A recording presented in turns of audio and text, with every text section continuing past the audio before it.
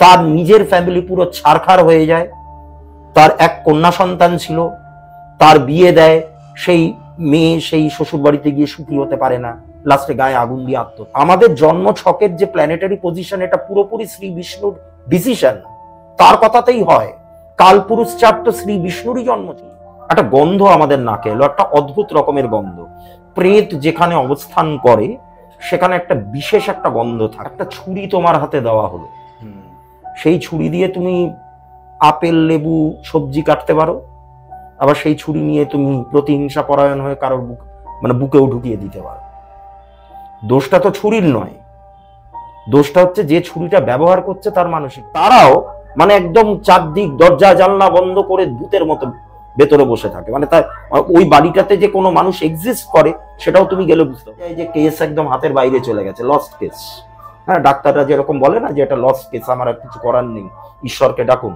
তো সেরকম বেশ কিছু জায়গায় যখন প্রচন্ড দেরি হয়ে যাচ্ছে, তখন হয়তো আমাদের সাথে কন্ট্যাক্ট করছে, তখন আমাদেরও আর প্র্যাকটিক্যালি কিছু। পরিত্যক্ত বাড়ি একটা টিপিক্যাল পরিত্যক্ত বাড়ি যেমন হয় ওটা হচ্ছে তাই। তো নমস্কার বন্ধুরা, কেকে পডকাস্টে আবার স্বাগত জানাই।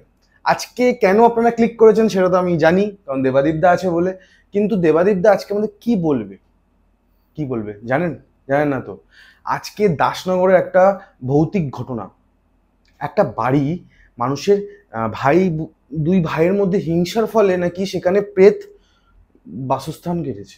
এটা শুনতে খুব অবাক লাগবে যে বর্তমান যুগে ভাই বোন, মা বাবা, বাবা মা, এদের যে এই যে ঝামেলা, হিংসা কেন হচ্ছে, কি জন্য হচ্ছে, দেবাদীপদা পুরো বলেছে। এবং হিংসার থেকেও বড় কথা শত্রুতা। আজকে মা আর ছেলের মধ্যে শত্রুতা হতে পারে আপনার মনে হয়? কিন্তু হ্যাঁ, হচ্ছে। কেন হচ্ছে, কিভাবে হচ্ছে, প্রত্যেকটা বিষয় এই পডকাস্টে খুব ভালোভাবে রয়েছে। দেখুন, পুরোটা না দেখলে আপনাদেরকে এইটুকু 1 মিনিট বা 1.5 মিনিট 2 মিনিটের ইন্ট্রোতে হবে না, পুরোটা শুনতে হবে। এবং প্রথমে দাসনগরের ঘটনাটা শুনলেই তখন বুঝতে পারবেন যে কেন এত কথা বলছি আমি।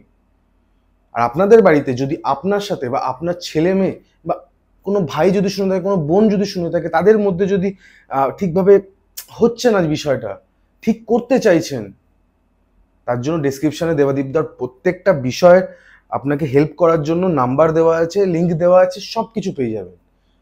আর তার কাছে তো যাবই, কিন্তু যে নাম্বারটা আমার সামনে ব্লিঙ্ক করছে সেই নাম্বারে আপনারা যদি আমাদের কেকে পডকাস্টে এসে কোনো ভৌতিক ঘটনা বা ধরুন যেটাতে আপনি ভালো পটু, সারা বিশ্বের বাঙালির কাছে আপনারা পৌঁছাতে চান, বা আপনারা গিয়ে কি পডকাস্টে এসেই সেই জিনিসটা বোঝাতে চাইছেন, আমাদেরকে নতুন কিছু দিতে চাইছেন, তো নাম্বারে কল করুন, চলে আসুন কেকে পডকাস্টে। আর বেশি দেরি করব না, ডাইরেক্ট যাব দেবাদীপদা, দেবাদীপ মিত্র। কেমন আছো দাদা? ভালো আছি, তোমার কি খবর? এই চলছে দাদা, অনেক দিন পর, ডিসেম্বরে হয়েছিল তোমার সাথে, তারপর আমি তোমাকে একটা অ্যাপ্রোচ করি দাদা, একটা স্টোরি যদি থাকে তার সাথে সাথে তুমি একটা টু বি কন্টিনিউড রেখেছি। হ্যাঁ, একটা ছিল। তো কথা বলছিলাম যখন ক্যামেরা অন হয়নি, যে তোমার একটা নতুন একটা টিম হয়েছে, যেটা টিমটা একটা ইনভেস্টিগেশন টিম যেটা বলতে হবে। হ্যাঁ, সেটা নিয়ে এখনো অনেকে জানে না। আজকে মনে হয় আমার পডকাস্ট কি প্রথম হচ্ছে দাদা যেটা প্রথম জানবে লোকেরা যে তোমার একটা টিম আছে? না, এর আগে 2-1টা জায়গায় আমি বলেছি। ওকে, তো আজকে কি ওই এক্সপিরিয়েন্স থেকে শুনতে পারি? হ্যাঁ, নিশ্চয়ই, সেটা আমি অবশ্যই বলবো। তা প্রথমেই তোমার নিয়মিত যারা শ্রোতা বা দর্শক যাই বলো, তাদেরকে আমার বিনম্র প্রণাম এবং শ্রদ্ধা। আগের পডকাস্টে প্রত্যেকেই দেখলাম একটা ভালোবাসা দিয়েছেন আমাকে, তো তার জন্য আমি অত্যন্ত কৃতজ্ঞ, তোমার কাছেও কৃতজ্ঞ এবং আমার শ্রোতা বন্ধুদের কাছেও কৃতজ্ঞ। তা ঘটনা বলতে গিয়ে দেখো, আমরা এখন বিভিন্ন জায়গায় যাই, ঠিক আছে, বিভিন্ন রকমের কেস আমাদের কাছে আসে বলতে পারো, এবং বেশিরভাগগুলোই হচ্ছে তোমার paranormal case. Paranormal case to be more precise, ব্যাপারটা তুমি বলতে পারো হচ্ছে যে বাড়িতে প্রেত চালান করা হয়েছে শত্রুতার মাধ্যমে। শত্রুতা করে প্রেত চালান করা হয়েছে, এবং সেই প্রেত চালান হওয়ার ফলে সেই পরিবারের যে শ্রীবৃদ্ধি যেটাকে বলি বা যে সমৃদ্ধি, সেটাকে পুরো একদম স্তব্ধ করে দেওয়া, একদম আটকে দেওয়া যাকে বলে। তো সেই রকম একটা ব্যাপার। সব সব জায়গাগুলোতেই মোরাললেস ব্যাপারটা, মানে ফরম্যাটটা আমি দেখছি একই রকম।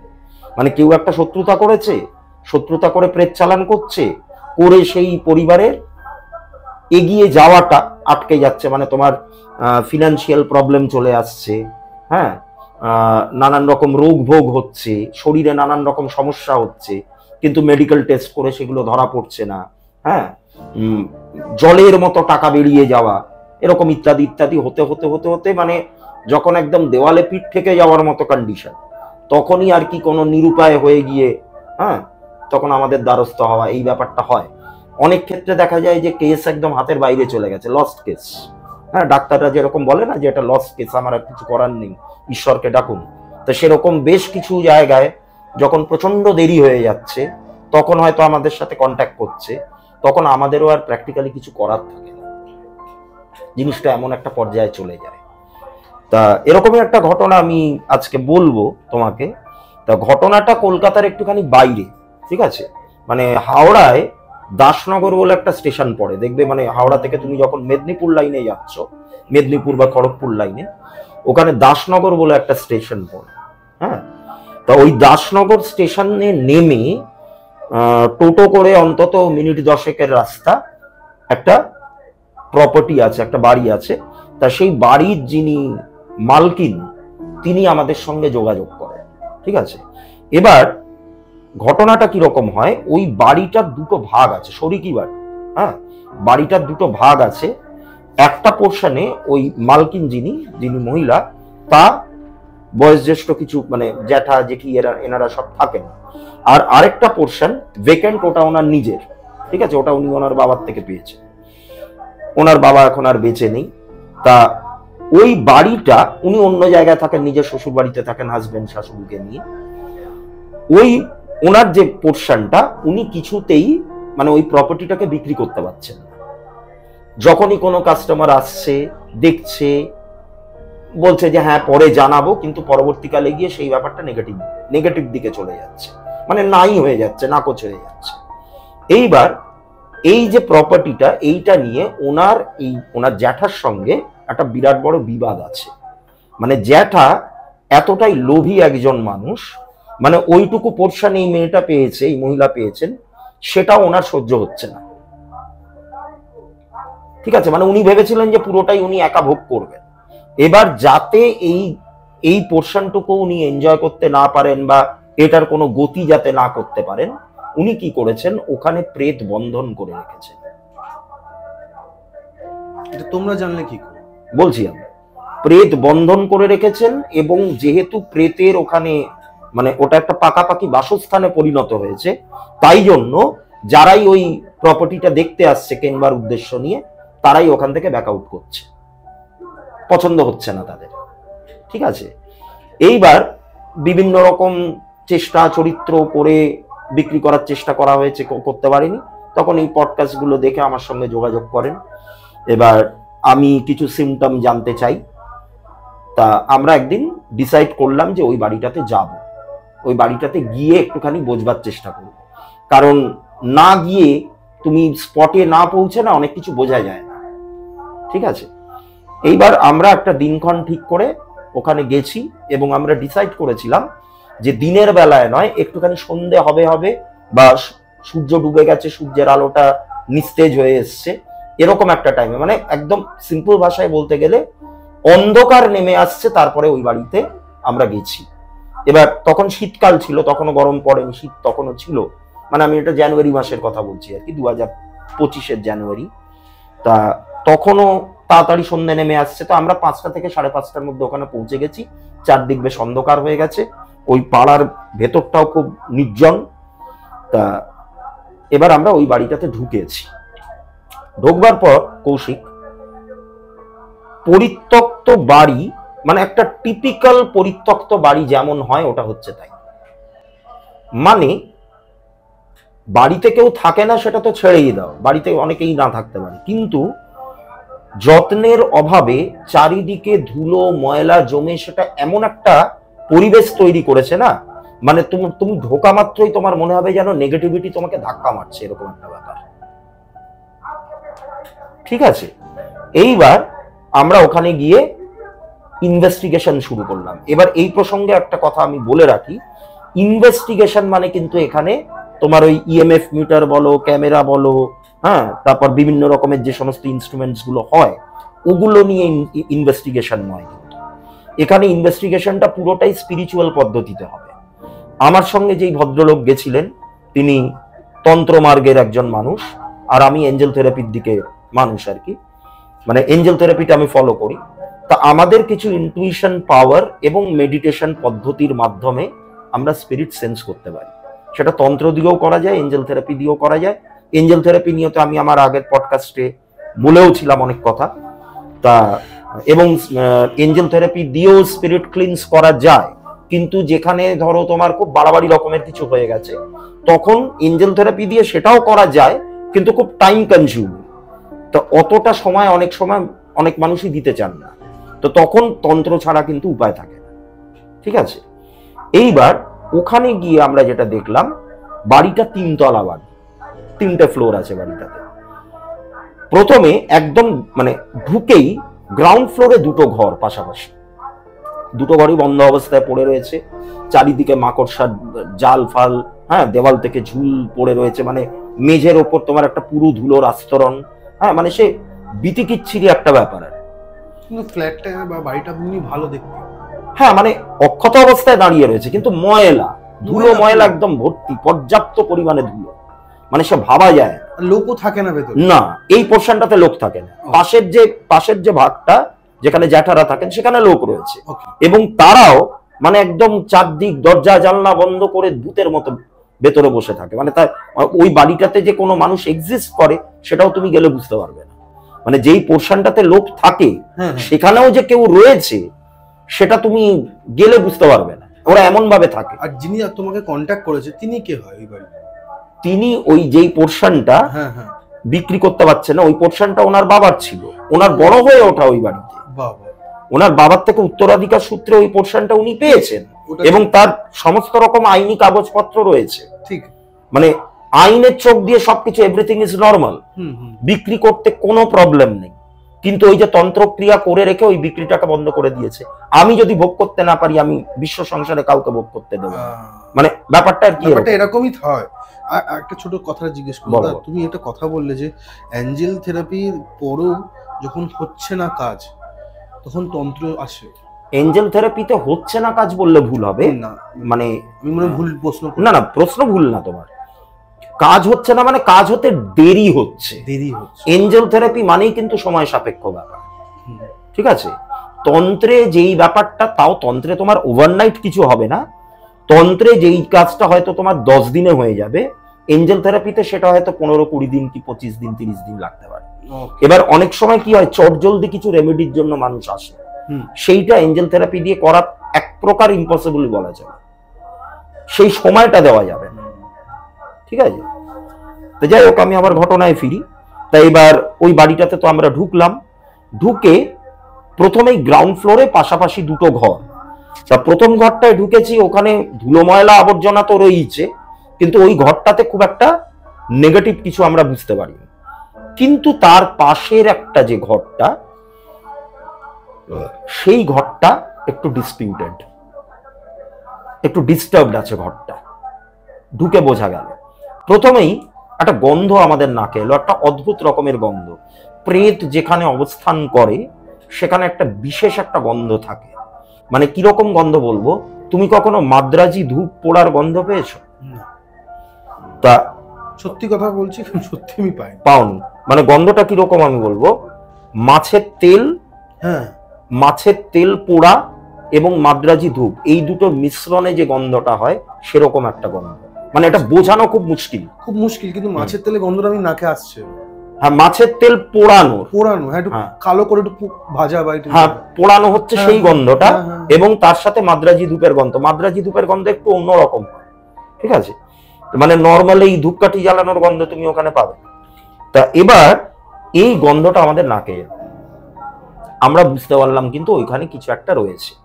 এইবার আমরা যখনই ঘরটাতে ঢুকেছি, ইলেকট্রিসিটি তখনও বাড়িতে রয়েছে, আলো টালো জ্বালানো হয়েছে। তা আমরা ঢোকবার পর ওই ঘরের লাগোয়া একটা বাথরুম রয়েছে, সেই বাথরুমে, মানে বাথরুমের দরজাটা বন্ধ ছিল, বাথরুমের দরজায় মনে হলো ভেতর থেকে কেউ একটা ধাক্কাচ্ছে তোমাদের সামনে? হ্যাঁ, আমরা তখন ঘরটাতে প্রেজেন্ট রয়েছি, দাঁড়িয়ে রয়েছি, বোঝবার চেষ্টা করছি যে কিছু আছে কি। তা তখন ওই বাথরুমের দরজা থেকে একটা 2-3 বার ভেতর থেকে কেউ ধাক্কালে যেরকম হয়, খুব যে জোরে হয়েছে তা নয়, তা একটু নর্মাল 3 বার ধাক্কানোর আওয়াজ পেয়েছে। আমরা ওটাতে অতটা গুরুত্ব দিই। তা এবার আমরা কি করলাম, আলোগুলো নিভিয়ে দিলাম এবং আমাদের ফোনে ফ্ল্যাশ লাইট অন করে ভিডিওটা চালু করলাম। এবার ভিডিওটা চালু করবার পর আমরা দেখতে পাচ্ছি যে প্রচুর এরকম অবস ঘুরে ফিরে বেড়াচ্ছে। অবস মানে হচ্ছে এরকম ছোট ছোট গ্র্যানিউলস এর মতো হাওয়ায় উড়ে বেড়ায়, সেটা অনেক সময় ক্যামেরায় ধরা পড়ে।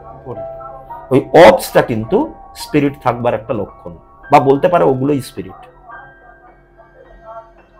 ছোট ছোট অবজের মধ্যে? হ্যাঁ, মানে ওই অবস গুলোই কিন্তু মানে পরে গিয়ে একটা ফরমেশন নেবে বা কিছু এরকম। তা এইরকম একটা কিছু রয়েছে।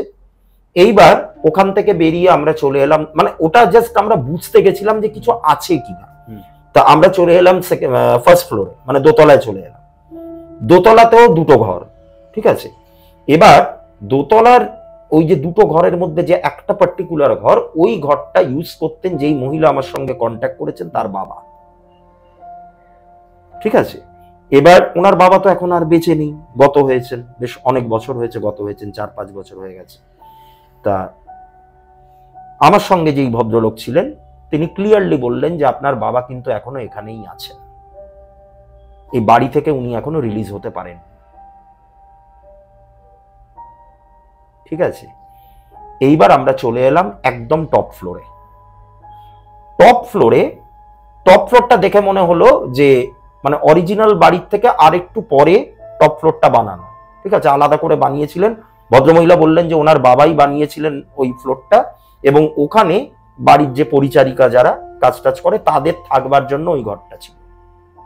বেশ বড় ঘর, নিট সিমেন্টের মেঝে টেজে করা, দেওয়ালে প্যারিস টেরিস করে। এইবার ওখানে ঢুকে দেখছি দেওয়ালের বিভিন্ন জায়গায় কালো কালো ছোপ ছোপ দাগ। মানে কিরকম দাগ আমি তোমায় বলবো, একটা বাড়িতে ধরো আগুন লেগে গেছে, সেই আগুন নেভানোর পর সেই বাড়ির দেওয়ালে যেরকম কালো দাগ হয়ে যায় না, একদম ওরকম টাইপের দাগ। তা আমি ঢুকেই প্রথমে প্রশ্ন করলাম ওই মহিলাকে, আচ্ছা এখানে কি কখনো আগুন টাগুন লেগেছিল? বলে যে না, কখনোই লাগেনি। তা সত্ত্বেও দেওয়ালে ওরকম দাগ কেন? এটা কিন্তু স্পিরিট মানে থাকবার একটা লক্ষণ, দেওয়ালে কালো প্যাচ আসা। হ্যাঁ, এক্স্যাক্টলি, এটা মারাত্মকভাবে স্পিরিট থাকবার লক্ষণ। এইবার আসল প্রবলেমটা কিন্তু ওই ঘরটাতেই, ওই যে ওপরের ঘরটা, ওখানে অল টোটাল 5 জন স্পিরিটের অস্তিত্ব রয়েছে। 5 টোটাল। তার মধ্যে কি ওনার বাবাও আছে? না, ওনার বাবা আলাদা। ওনার বাবা ওই বাড়িতে ট্র্যাপড হয়ে আছেন, মানে মায়া কাটিয়ে বেরোতে পারছেন না, ঠিক আছে। আর ওখানে যে 5 জন স্পিরিট, তার মধ্যে 2 জন স্পিরিট হচ্ছে চালান করা, আর বাকি 3টে স্পিরিট বাইপাসিং এর মাধ্যমে ওখানে রয়ে গেছে। ব্যাপারটা বুঝতে পারলে তুমি কি বললাম? একটু ক্লিয়ার করো। মানে যেই 2 জন স্পিরিটকে ওখানে চালান করা হয়েছে তারা তো রয়েছে, তাদেরকে কাজ দিয়ে পাঠানো হয়েছে যে তোরা এখানেই থাকবি এবং এই বাড়ি কাউকে বিক্রি হতে দিবি না, এটাই ওদের কাজ।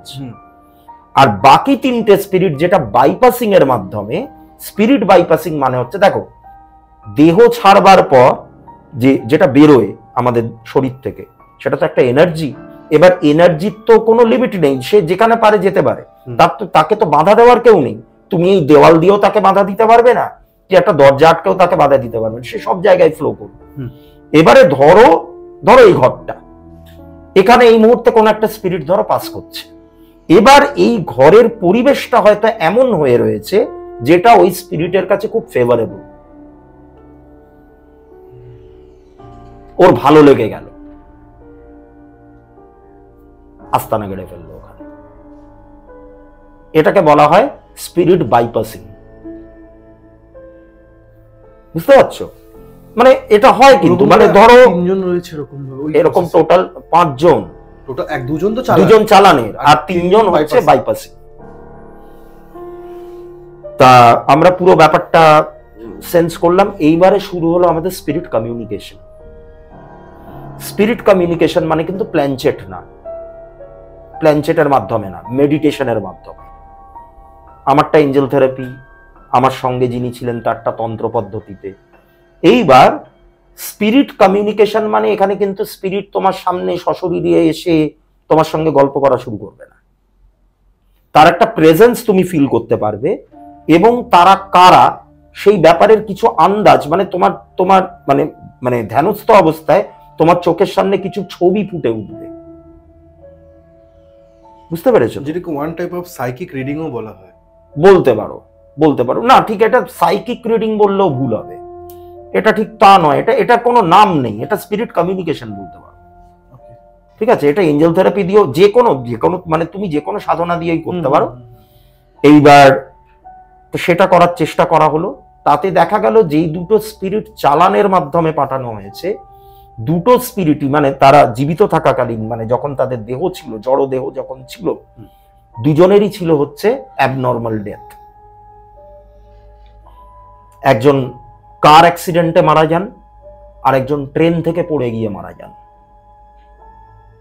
এবং মানে তাদের মৃত্যুর পর অন্তত 10 বছর কেটে গেছে, 10 বছর আগের ঘটনা এগুলো। তাদেরকে ওখানে খুব স্ট্রং একটা ক্রিয়া করে পাঠানো হয়েছে, এবং তারা প্রচন্ড জেদি, মানে তারা ওখান থেকে যেতে চাইছে না। তবে স্পিরিট বাইপাসিং এর মাধ্যমে যাদেরকে মানে যারা রয়েছে ওখানে, যে কোনো জায়গায় এটা স্পিরিট বাইপাসিং হলে পরে তুমি তাদেরকে ইজিলি সরিয়ে দিতে পারো, সে তন্ত্রের মাধ্যমেই বলো কি এঞ্জেল হিলিং এর মাধ্যমেই বলো কি রেইকি দিয়েই বলো, তুমি সরিয়ে দিতে পারবে। যাই হোক, তা এবার একটা দিনক্ষণ দেখে একটা হোমযজ্ঞ করবার একটা ব্যবস্থা করা হলো। ওই বাড়িতেই হবে হোমযজ্ঞ, এবং সেটা খুব উগ্র হোম হবে। দশমহাবিদ্যার যে সমস্ত উগ্র রূপ, মানে কালী, তারা, ধূমাবতী, ছিন্নমস্তা, বগলামুখী, তো তাদের মধ্যে থেকে যে কোনো একজনকে প্রয়োগ করা হবে। তা সাধারণত মানে এই সিচুয়েশনস গুলোতে 3 জন খুব কার্যকরী। একজন হচ্ছে বগলামুখী, কারণ বগলামুখী কেন কার্যকরী, কারণ এখানে শত্রুতা করে করা হয়েছে ব্যাপারটা। তা শত্রু নাশের ক্ষেত্রে বগলামুখী, ধূমাবতী এবং ছিন্নমস্তা প্রচন্ড রকম ভাবে প্রয়োগ হয়, প্রচন্ড রকম ভাবে।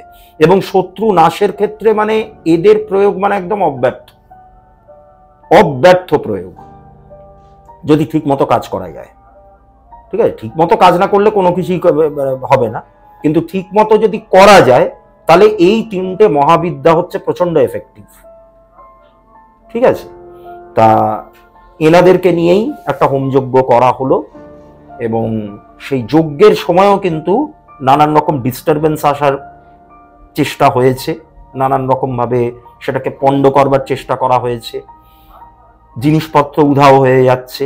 হ্যাঁ, তা এবার যেহেতু এখানে প্রেত নিয়ে কারবার, মানে প্রেত চালান হয়েছে, তাদেরকেও তুষ্ট করতে হবে। তো প্রথমে যেটা করা হলো যে যজ্ঞের শুরুতে প্রেত ভোগ তৈরি করা হলো। প্রেত ভোগ মানে হচ্ছে একটা মাটির পাত্রে অল্প একটু ভাত, একটা কাঁচা মাছ, কিছু কাঁচা মাংস, একটা ছোট্ট গ্লাসের মধ্যে একটুখানি অ্যালকোহল, ঠিক আছে, আর একটা মিষ্টি। এইটা হচ্ছে প্রেত ভোগ। এটা যজ্ঞের যে আয়োজন করা হয়েছে, যে যজ্ঞের বেদিটা, তার পাশে রাখা থাকে, এবং সেটার মাধ্যমে প্রেতেদেরকে সামন করা হয় বা তাদেরকে ডাকা হয়, নিয়ে তাদের কাছে রিকোয়েস্ট করা হয়।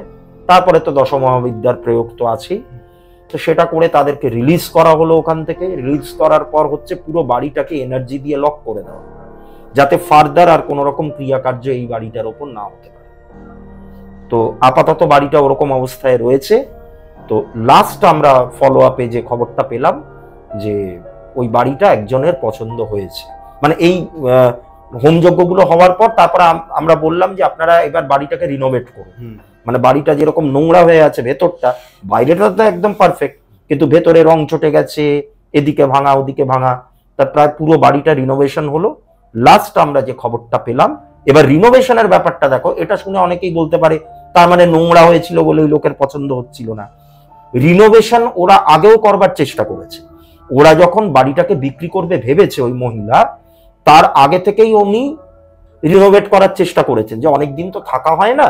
মানে ওনার বাবার মৃত্যুর পর উনি ওনার মাকে ওনার শ্বশুরবাড়িতেই নিয়ে গেছে, ঠিক আছে, ওনার শ্বশুর বাড়িতে উনি, ওনার হাজবেন্ড আর ওনার মা থাকে। আর এই বাড়িটা ততদিন ফাঁকা পড়েছিল, প্রায় 4-5 বছর ফাঁকা পড়ে রয়েছে। তা যখনই আমরা কোনো একটা প্রপার্টি সেল করতে যাব, আমরা কি করি, আগে কাজ টাজ করিয়ে নিই, কোথাও কোনো ডিফেক্ট আছে কিনা সেগুলো আগে মেরামত করে নিই। কিন্তু যখনই কোনো রাজমিস্ত্রিকে দিয়ে ওখানে কাজ করাতে গেছে, সেই মিস্ত্রিদের টিম এসে 5 দিনও টানা কাজ করতে পারেনি, ওখান থেকে ভেগে গেছে, মানে পালিয়ে গেছে।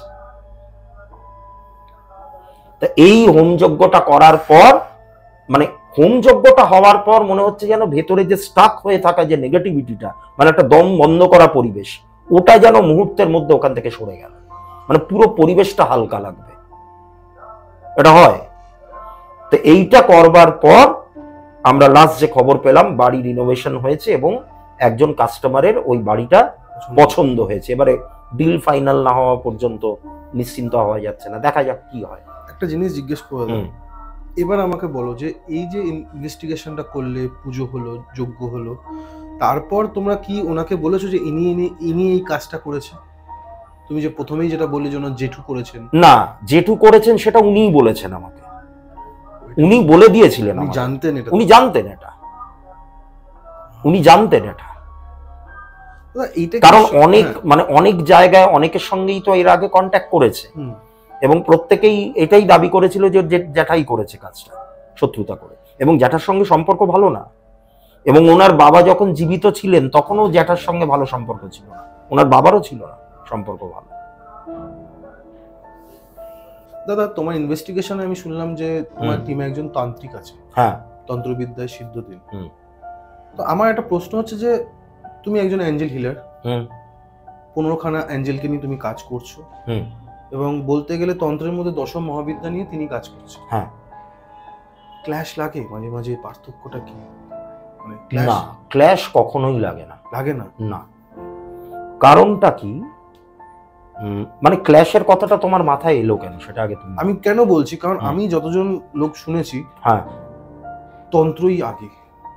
কেউ বলে অ্যাঞ্জেল হিলিং এর দ্বারা সবকিছু হতে পারে, ঠিক আছে, কিন্তু আমি আজকে যখন ইনভেস্টিগেশনে শুনলাম তোমার এখানে যে তুমি ওনার সাথে কাজ করো, তুমি ধরো না, তুমি বললে যে না এখানে নেই, উনি বলছেন না এখানে আছে, এরকম ছোটখাটো। দেখো, আমি তোমাদের সাথে যাইনি বলে আমার মনে হয়েছে ক্ল্যাশ লাগতে পারে। That's why I asking you. Actually দেখো, ব্যাপারটা হচ্ছে ক্ল্যাশ আমাদের লাগে না কখনোই। তার কারণ হলো এঞ্জেলটাও একটা এনার্জি, তন্ত্রটাও একটা এনার্জি। এঞ্জেল থেরাপিও একটা ম্যানিফেস্টেশন, তন্ত্রবিদ্যাও একটা ম্যানিফেস্টেশন, ঠিক আছে। অর্থাৎ রাস্তাগুলো আলাদা আলাদা হতেই পারে। এবার আমি যদি এখানে রেইকিকে টেনে আনি, সেটাও একটা এনার্জি নিয়ে, মহাজাগতিক শক্তিকে নিয়ে আমরা কাজ করছি। এঞ্জেল থেরাপিতে আমরা এঞ্জেলিক এনার্জি নিয়ে কাজ করছি, তন্ত্রতে আমরা দশমহাবিদ্যার এনার্জি নিয়ে কাজ করছি। সুতরাং রাস্তাগুলো একটু আলাদা আলাদা হতে পারে, কিন্তু সেই রাস্তাগুলো কিন্তু একটা জায়গাতে গিয়েই কনভার্জ করছে, ঠিক আছে। এইবার তুমি ব্যাপারগুলোকে কিরকম কাজে লাগাবে সেটা তোমার মন মানসিকতার ওপর নির্ভর করছে। তন্ত্র দিয়ে যেমন ভালো করা যায়, তন্ত্র দিয়ে খারাপ করা যায়।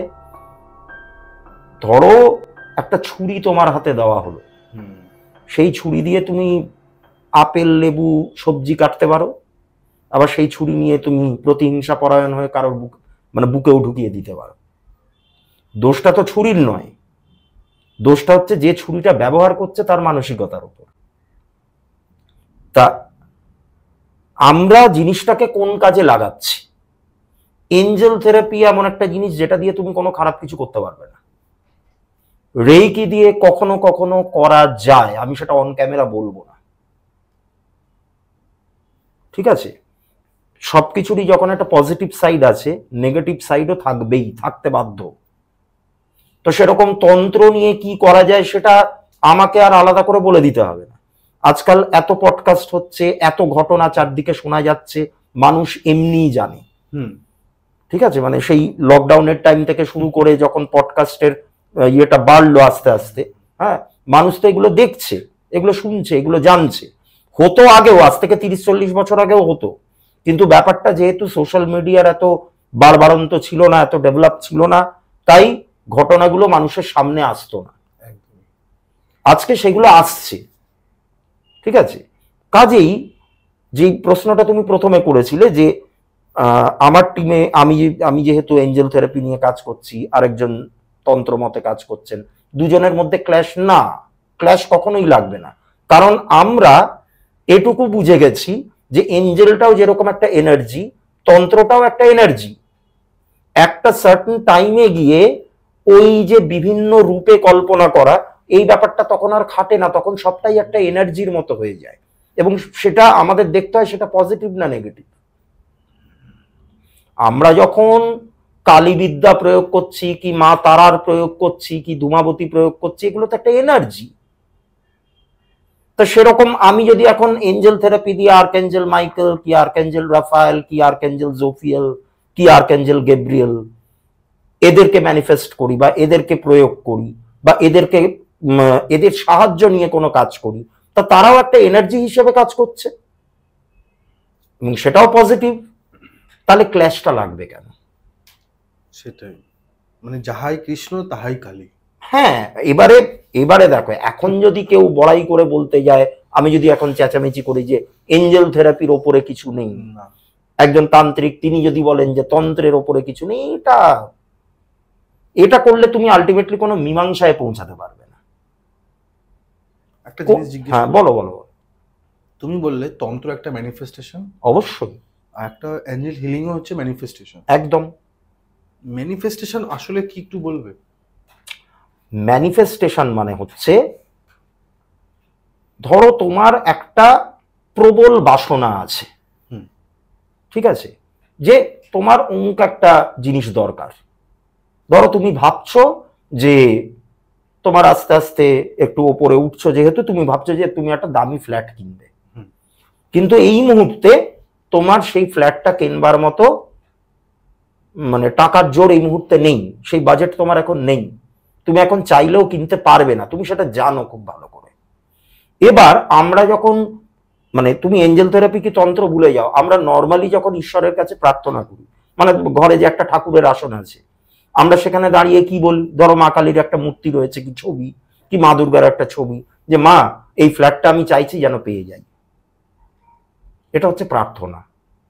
আর ম্যানিফেস্টেশন মানে হচ্ছে তুমি মা দুর্গা বলো, মা কালী বলো, কৃষ্ণ বলো, ব্রহ্মা বিষ্ণু মহেশ্বর বলো, কি এঞ্জেল বলো, তাদেরকে তুমি ধন্যবাদ জানাচ্ছ যে তুমি অলরেডি ওটা পেয়ে গেছো, তুমি পাওনি কিন্তু তুমি বলছো যে thank you angels, thank you universe, অখিল ব্রহ্মাণ্ডের কাছে নিজে তুমি একটা ধন্যবাদ জানাচ্ছ তাকে, যে আমাকে এটা পাইয়ে দেওয়ার জন্য তোমাকে অসংখ্য ধন্যবাদ। This is called manifestation. তুমি পাওনি কিন্তু তুমি মনে মনে ভাবছো যে তুমি জিনিসটা পেয়ে গেছো। এই যে তোমার যে মানে এইটা তুমি যত গভীরে ভাবতে পারবে বা যত পাওয়ারফুলি এটাকে তুমি ভাবতে পারবে, প্রত্যেকটা চিন্তারই তো একটা তরঙ্গ আছে, এই তরঙ্গটা যখন ইউনিভার্সের কাছে গিয়ে পৌঁছাবে তখন অটোমেটিক্যালি তোমার সাথে ভালো হবে।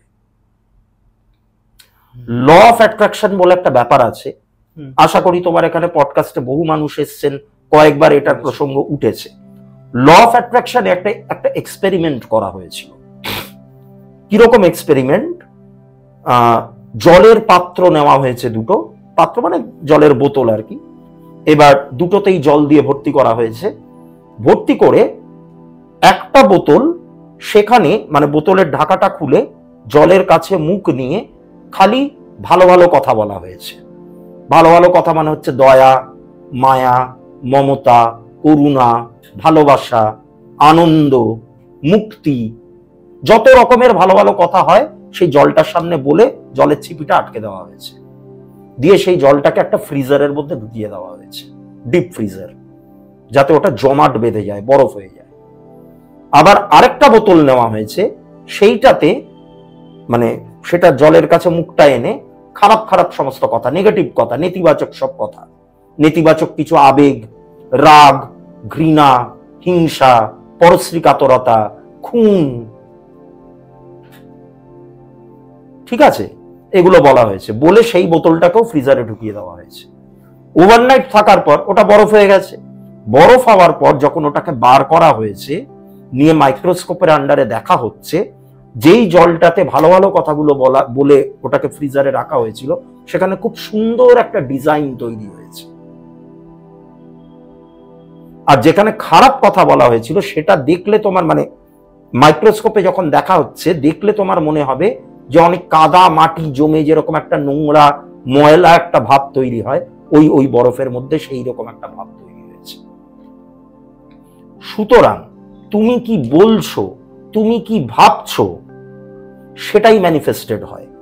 That is called manifestation.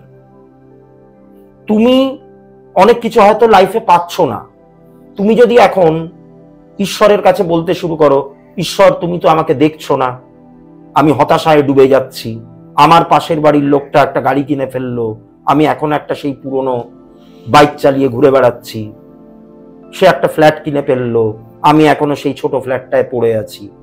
এইভাবে প্রার্থনা করলে হবে না, এটা নেগেটিভ ম্যানিফেস্টেশন নিয়ে আসবে,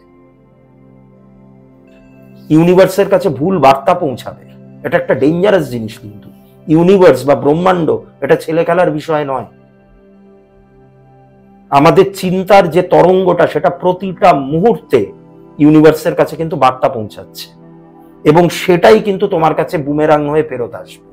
তুমি যদি ভালো বলো তাহলে ভালোভাবে আসবে এটা, এবং এটা যে শুধু কথার মাধ্যমে হচ্ছে তা না, তোমার কর্মও এখানে চলে আসছে, তোমার কর্মও এখানে চলে আসছে। তুমি যেটা করবে তুমি ঠিক তারই ফল পাবে, সেটা এই জন্মে হোক কি পরের জন্মে হোক, পাবে তুমি, যে করেই হোক পাবে। আমি এই প্রসঙ্গে পরে আসছি, যে করেই হোক না কেন তুমি পাবে। তাহলে এটাকে বলা হচ্ছে ম্যানিফেস্টেশন।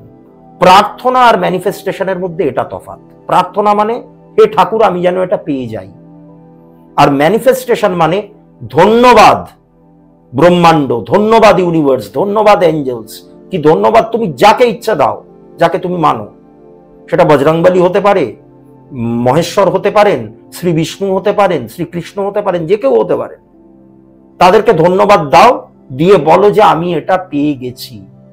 হয়তো তুমি পাওনি, কিন্তু তোমাকে বলতে হবে এমন ভাবে, জিনিসটা অত সহজ নয়। এবং বলার সাথে সাথে ওই বলবো বলে বলছি তা নয়, বলার সাথে সাথে এই বিশ্বাসটাও তোমাকে রাখতে হবে যে হ্যাঁ তুমি পেয়েছো। এবং এটাই ল অফ অ্যাট্রাকশনের মেডিটেশনের মাধ্যমে এটাকে ম্যানিফেস্ট করতে হয়। This is called manifestation. তন্ত্রটাও ঠিক তাই। তন্ত্রে এই যে চক্র জাগরণ করা হচ্ছে মূলাধার থেকে শুরু করে সহস্রার অবধি, তা এই চক্রগুলো তো কেউ কোনোদিন চোখে দেখেনি। তুমি যদি কোনো একটা হিউম্যান বডি মেডিকেল সায়েন্সের ভিত্তিতে কাটাছেড়া করো, তুমি জীবনেও দেখতে পাবে না এই চক্র, কোনো দিন কোনো রিপোর্টে ধরা পড়বে না। তাহলে সেই চক্র জাগরণ হচ্ছে কি করে? যে জিনিসটা নেই, নেই নয়, আছে। স্পিরিচুয়াল দিক দিয়ে দেখতে গেলে মারাত্মক ভাবে আছে। আমাদের প্রত্যেকটা কোষ, প্রত্যেকটা আমাদের দেহের যে অনুপরমাণু তার মধ্যে রয়েছে, আমাদের ডিএনএর মধ্যে রয়েছে। আমাদের দেহটা একটা সিমেট্রিক্যাল ফিগার, ঠিক আছে? ইড়া পিঙ্গলা দুটো ভাগ আছে, এবং সেই দুটো ভাগকে মানে যে ভাগটা করছে যেই লাইনটা, সেটাকে বলা হচ্ছে সুষুম্না কাণ্ড। এই সুষুম্না কাণ্ডের উপরে প্রত্যেকটা চক্র অ্যালাইন। এবং যখন তুমি চক্র জাগরণ করছো, তার তো বিভিন্ন রকমের মন্ত্রতন্ত্র রয়েছে, সেগুলো তো আর আমি অন ক্যামেরা বলতে যাব না, কারণ গুরুর পারমিশন ছাড়া বা গুরুর গাইডেন্স ছাড়া এগুলো করতে যাওয়া আর একটা মানে বিষের বোতল নিয়ে মুখে মুখে পুরে দেওয়া এক। এতটা সাইড এফেক্ট হয়, মারাত্মক ভাবে এফেক্ট হয়, বডির মধ্যে স্পার্ক তৈরি হয়। মানে তুমি তখন গাইডেন্স ছাড়া তুমি উন্মাদ হয়ে যেতে পারো। You need to have a proper guide, otherwise তুমি করতেই পারবে না, মানে করা উচিতও না। হ্যাঁ, এবার কিছু কিছু ক্ষেত্রে প্রপার গুরুর অভাব, অনেক সময় কাল ভৈরব বা মহাকালকে গুরু মেনেও করা যায়, সেটা তখন ইউনিভার্স থেকেই তুমি গাইডেন্স পেয়ে যাবে, কিন্তু সেগুলো আমি অন ক্যামেরা বলতে পারবো। এইবার যখন তুমি করছো জাগরণ, তখন কি তুমি ম্যানিফেস্ট করছো যে তোমার মূলাধারটা আরো স্ট্রং হচ্ছে, তোমার স্বাধিষ্ঠানটা আরো স্ট্রং হচ্ছে, তোমার মণিপুর স্ট্রং হচ্ছে, তোমার অনাহত স্ট্রং হচ্ছে, তাদের বিভিন্ন কালার রয়েছে, মূলাধার চক্র যে পাপড়ি মেলে ফুটে উঠছে, এটা তোমাকে ভাবতে হবে। মন্ত্র জপ যেরকম আছে তার সাথে ভাবনাটাও তো আছে, ভিজুয়ালাইজ করা, এটাই তন্ত্র। তন্ত্র মানে কি? তনুকে ত্রাণ করছো তুমি। তনু মানে কি? শরীর। আর ত্রাণ মানে তাকে মুক্তির পথে নিয়ে যাওয়া। ছোটখাটো এই যে সমস্ত দেখো চারদিকে ওই বান মারা হচ্ছে, ওগুলো তন্ত্র না, পার্ট একটা, মানে তন্ত্রের মধ্যেই ওটাকে আনা যায় না, খুব নিম্ন মার্গের সাধনা। আমি একটা পডকাস্টে দেখছিলাম দাদা, তোমায় বলি, এই যে উচাটন, তারপর মারণ, তারপর স্তম্ভন, এইগুলো কেন করা হয়েছিল? যখনকার দিনে সাধুরা ছিলেন, তারা যখন যজ্ঞ করতে বসতেন, অনেক সময় সাপ, তারপর বাঘ, সিংহ, এরা এসে ডিস্টার্ব করতে পারে। তারা কি করতেন? এইগুলোর দ্বারা তাদেরকে একটা স্তম্ভন করে দিত, যে তারা আমাকে অ্যাটাক করতে পারবে না, বা কোনো সাপ আমাকে ছোবল মারতে পারবে। এই জন্য এগুলো ইউজ করা হতো। অ্যাকচুয়ালি ব্যাপারটা কি হচ্ছে, হ্যাঁ কিছুটা তুমি ঠিকই শুনেছো। এই যে তন্ত্রে যে সৎকর্মের কথা বলা হচ্ছে, আমি জাস্ট একটা দুটো জিনিস নিয়ে এক্সাম্পলে বোঝাই, যে তাহলে মানুষের মনে হতে পারে যে এইগুলো করে যখন মানুষের ক্ষতি করা হচ্ছে, যে মারণ মানে হচ্ছে এমন একটা সিচুয়েশন ক্রিয়েট করে দেওয়া যে সে মানে প্রায় মার্ডার করে দেওয়ার মতো, ঠিক আছে, মানে একটা মানুষকে একদম পুরো মেরেই ফেলা বলতে গেলে। হ্যাঁ, তারপরে বশীকরণ মানে কারোর কথায় উঠছে বসছে, হ্যাঁ, হাতের পুতুলের মতো কাজ করছে। তারপরে ধরো স্তম্ভন মানে পুরো শ্রী বৃদ্ধিটাকে আটকে দেওয়া, একটা পরিবারের যে বৃদ্ধি হচ্ছে, আর্থিক বৃদ্ধি বলো বা যা যা বলো না কেন, সেই জায়গাটাকে পুরো ব্লকে জেনে দেওয়া। বিদ্বেষণ, স্বামী স্ত্রীর মধ্যে অশান্তি লাগানো হচ্ছে। তাহলে তন্ত্র যদি এতই অ্যাডভান্সড এবং এতই পবিত্র একটা বিদ্যা হয়, তাহলে সেখানে এইগুলো কেন, এই নোংরামিগুলো কেন? অ্যাকচুয়ালি ব্যাপারটা হচ্ছে কি, এইগুলোর কাজ তন্ত্রে আলাদা করে নিজস্ব কিছু কাজ রয়েছে। যেমন ধরো আমি তোমাকে তন্ত্রমতে দীক্ষা দেব, কথার কথা বলছি, উদাহরণস্বরূপ, যে আমি তোমাকে তন্ত্রমতে দীক্ষা দেব, নিয়ে তোমাকে আমি দীক্ষা দিলাম, দিয়ে তোমাকে বললাম যে কৌশিক একটা মন্ত্র আছে, এই মন্ত্রটা তুমি 1,00,000 বার জপ করো। এইবার তুমি সেই মন্ত্রটা জপ করতে বসবার পর তোমার কনসেন্ট্রেশন বারবার ডাইভার্ট হতে থাকলো কিসের প্রতি? তোমার ভালো লাগার জিনিসগুলোর প্রতি। তোমার হয়তো প্রচন্ড রকম একটা পার্টিকুলার খাবার খুব খেতে ভালো লাগে, তোমার সেইটা মাথায় আসছে যে আজকে বাড়ি গিয়ে ওটা খাবো। তোমার হয়তো ভবিষ্যতে একটা কোনো পার্টিকুলার বাইক কেনার ইচ্ছা, তুমি মন্ত্র জপ করতে বসে তোমার মাথায় ওটা চলে এলো। হতেই পারে, এটা হয়, আনকনসিয়াস মাইন্ড যেটাকে বলে, হবেই, এটা সাধারণ মানুষের হবেই। তখন গুরু কি করবেন?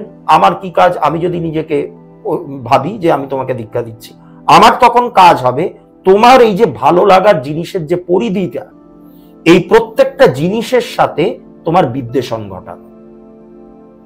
অর্থাৎ ফর দ্য টাইম বিং, মানে তুমি যতটুকু টাইম মন্ত্রটা জপ করবে, ওইটুকু সময় ওই চিন্তাগুলো যাতে তোমার মাথায় না আসে, এবং মাথায় এলেও সেটা যাতে তোমার বিরক্তির কারণ হয়ে দাঁড়ায়, তাই জন্য বিদ্বেষণ, ওই জিনিসগুলোর সঙ্গে তোমার বিদ্বেষণ।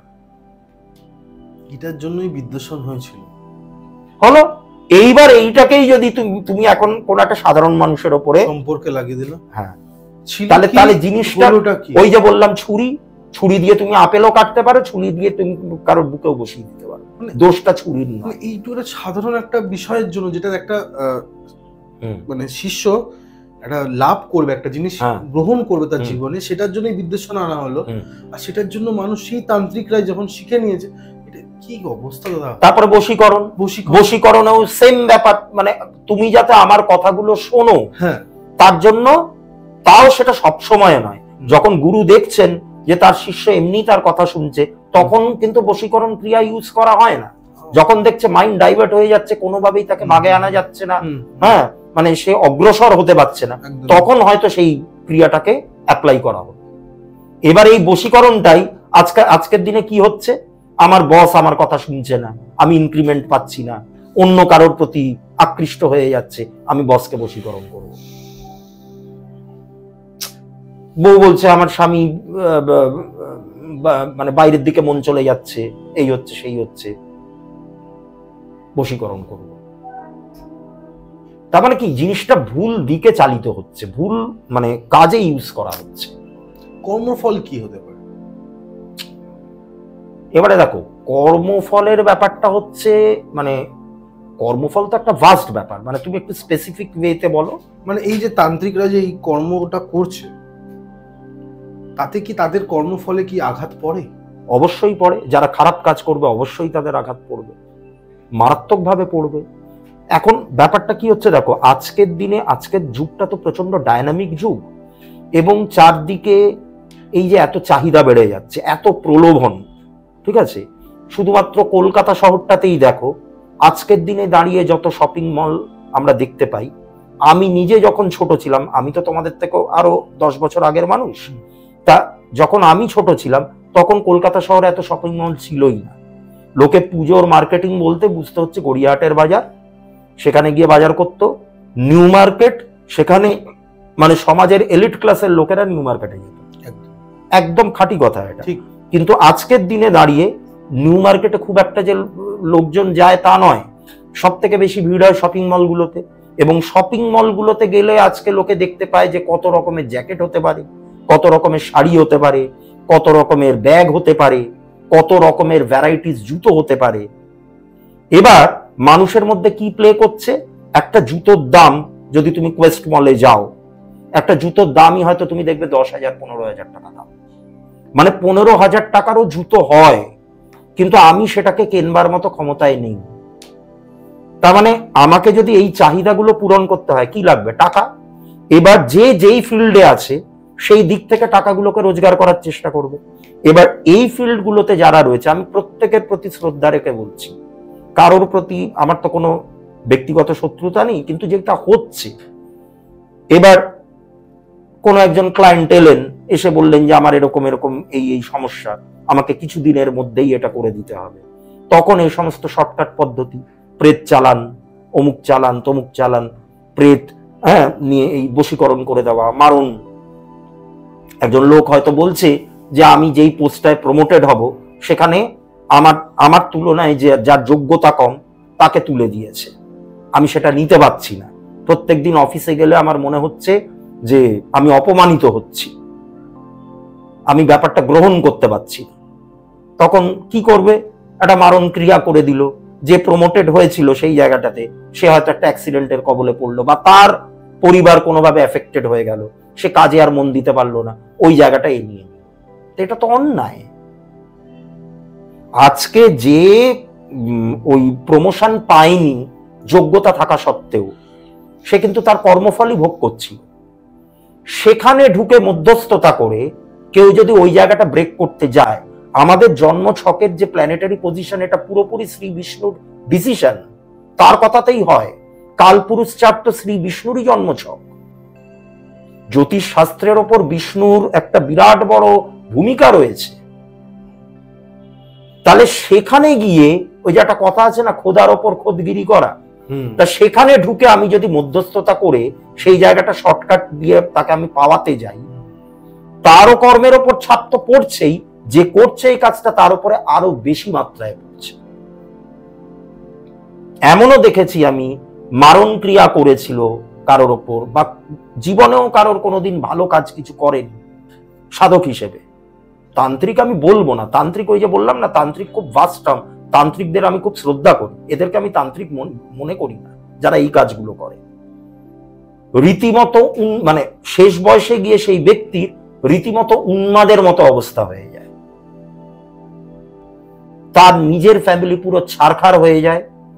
তার এক কন্যা সন্তান ছিল, তার বিয়ে দেয়, সেই মেয়ে সেই শ্বশুর বাড়িতে গিয়ে সুখী হতে পারে না, লাস্টে গায়ে আগুন দিয়ে আত্মহত্যা করে।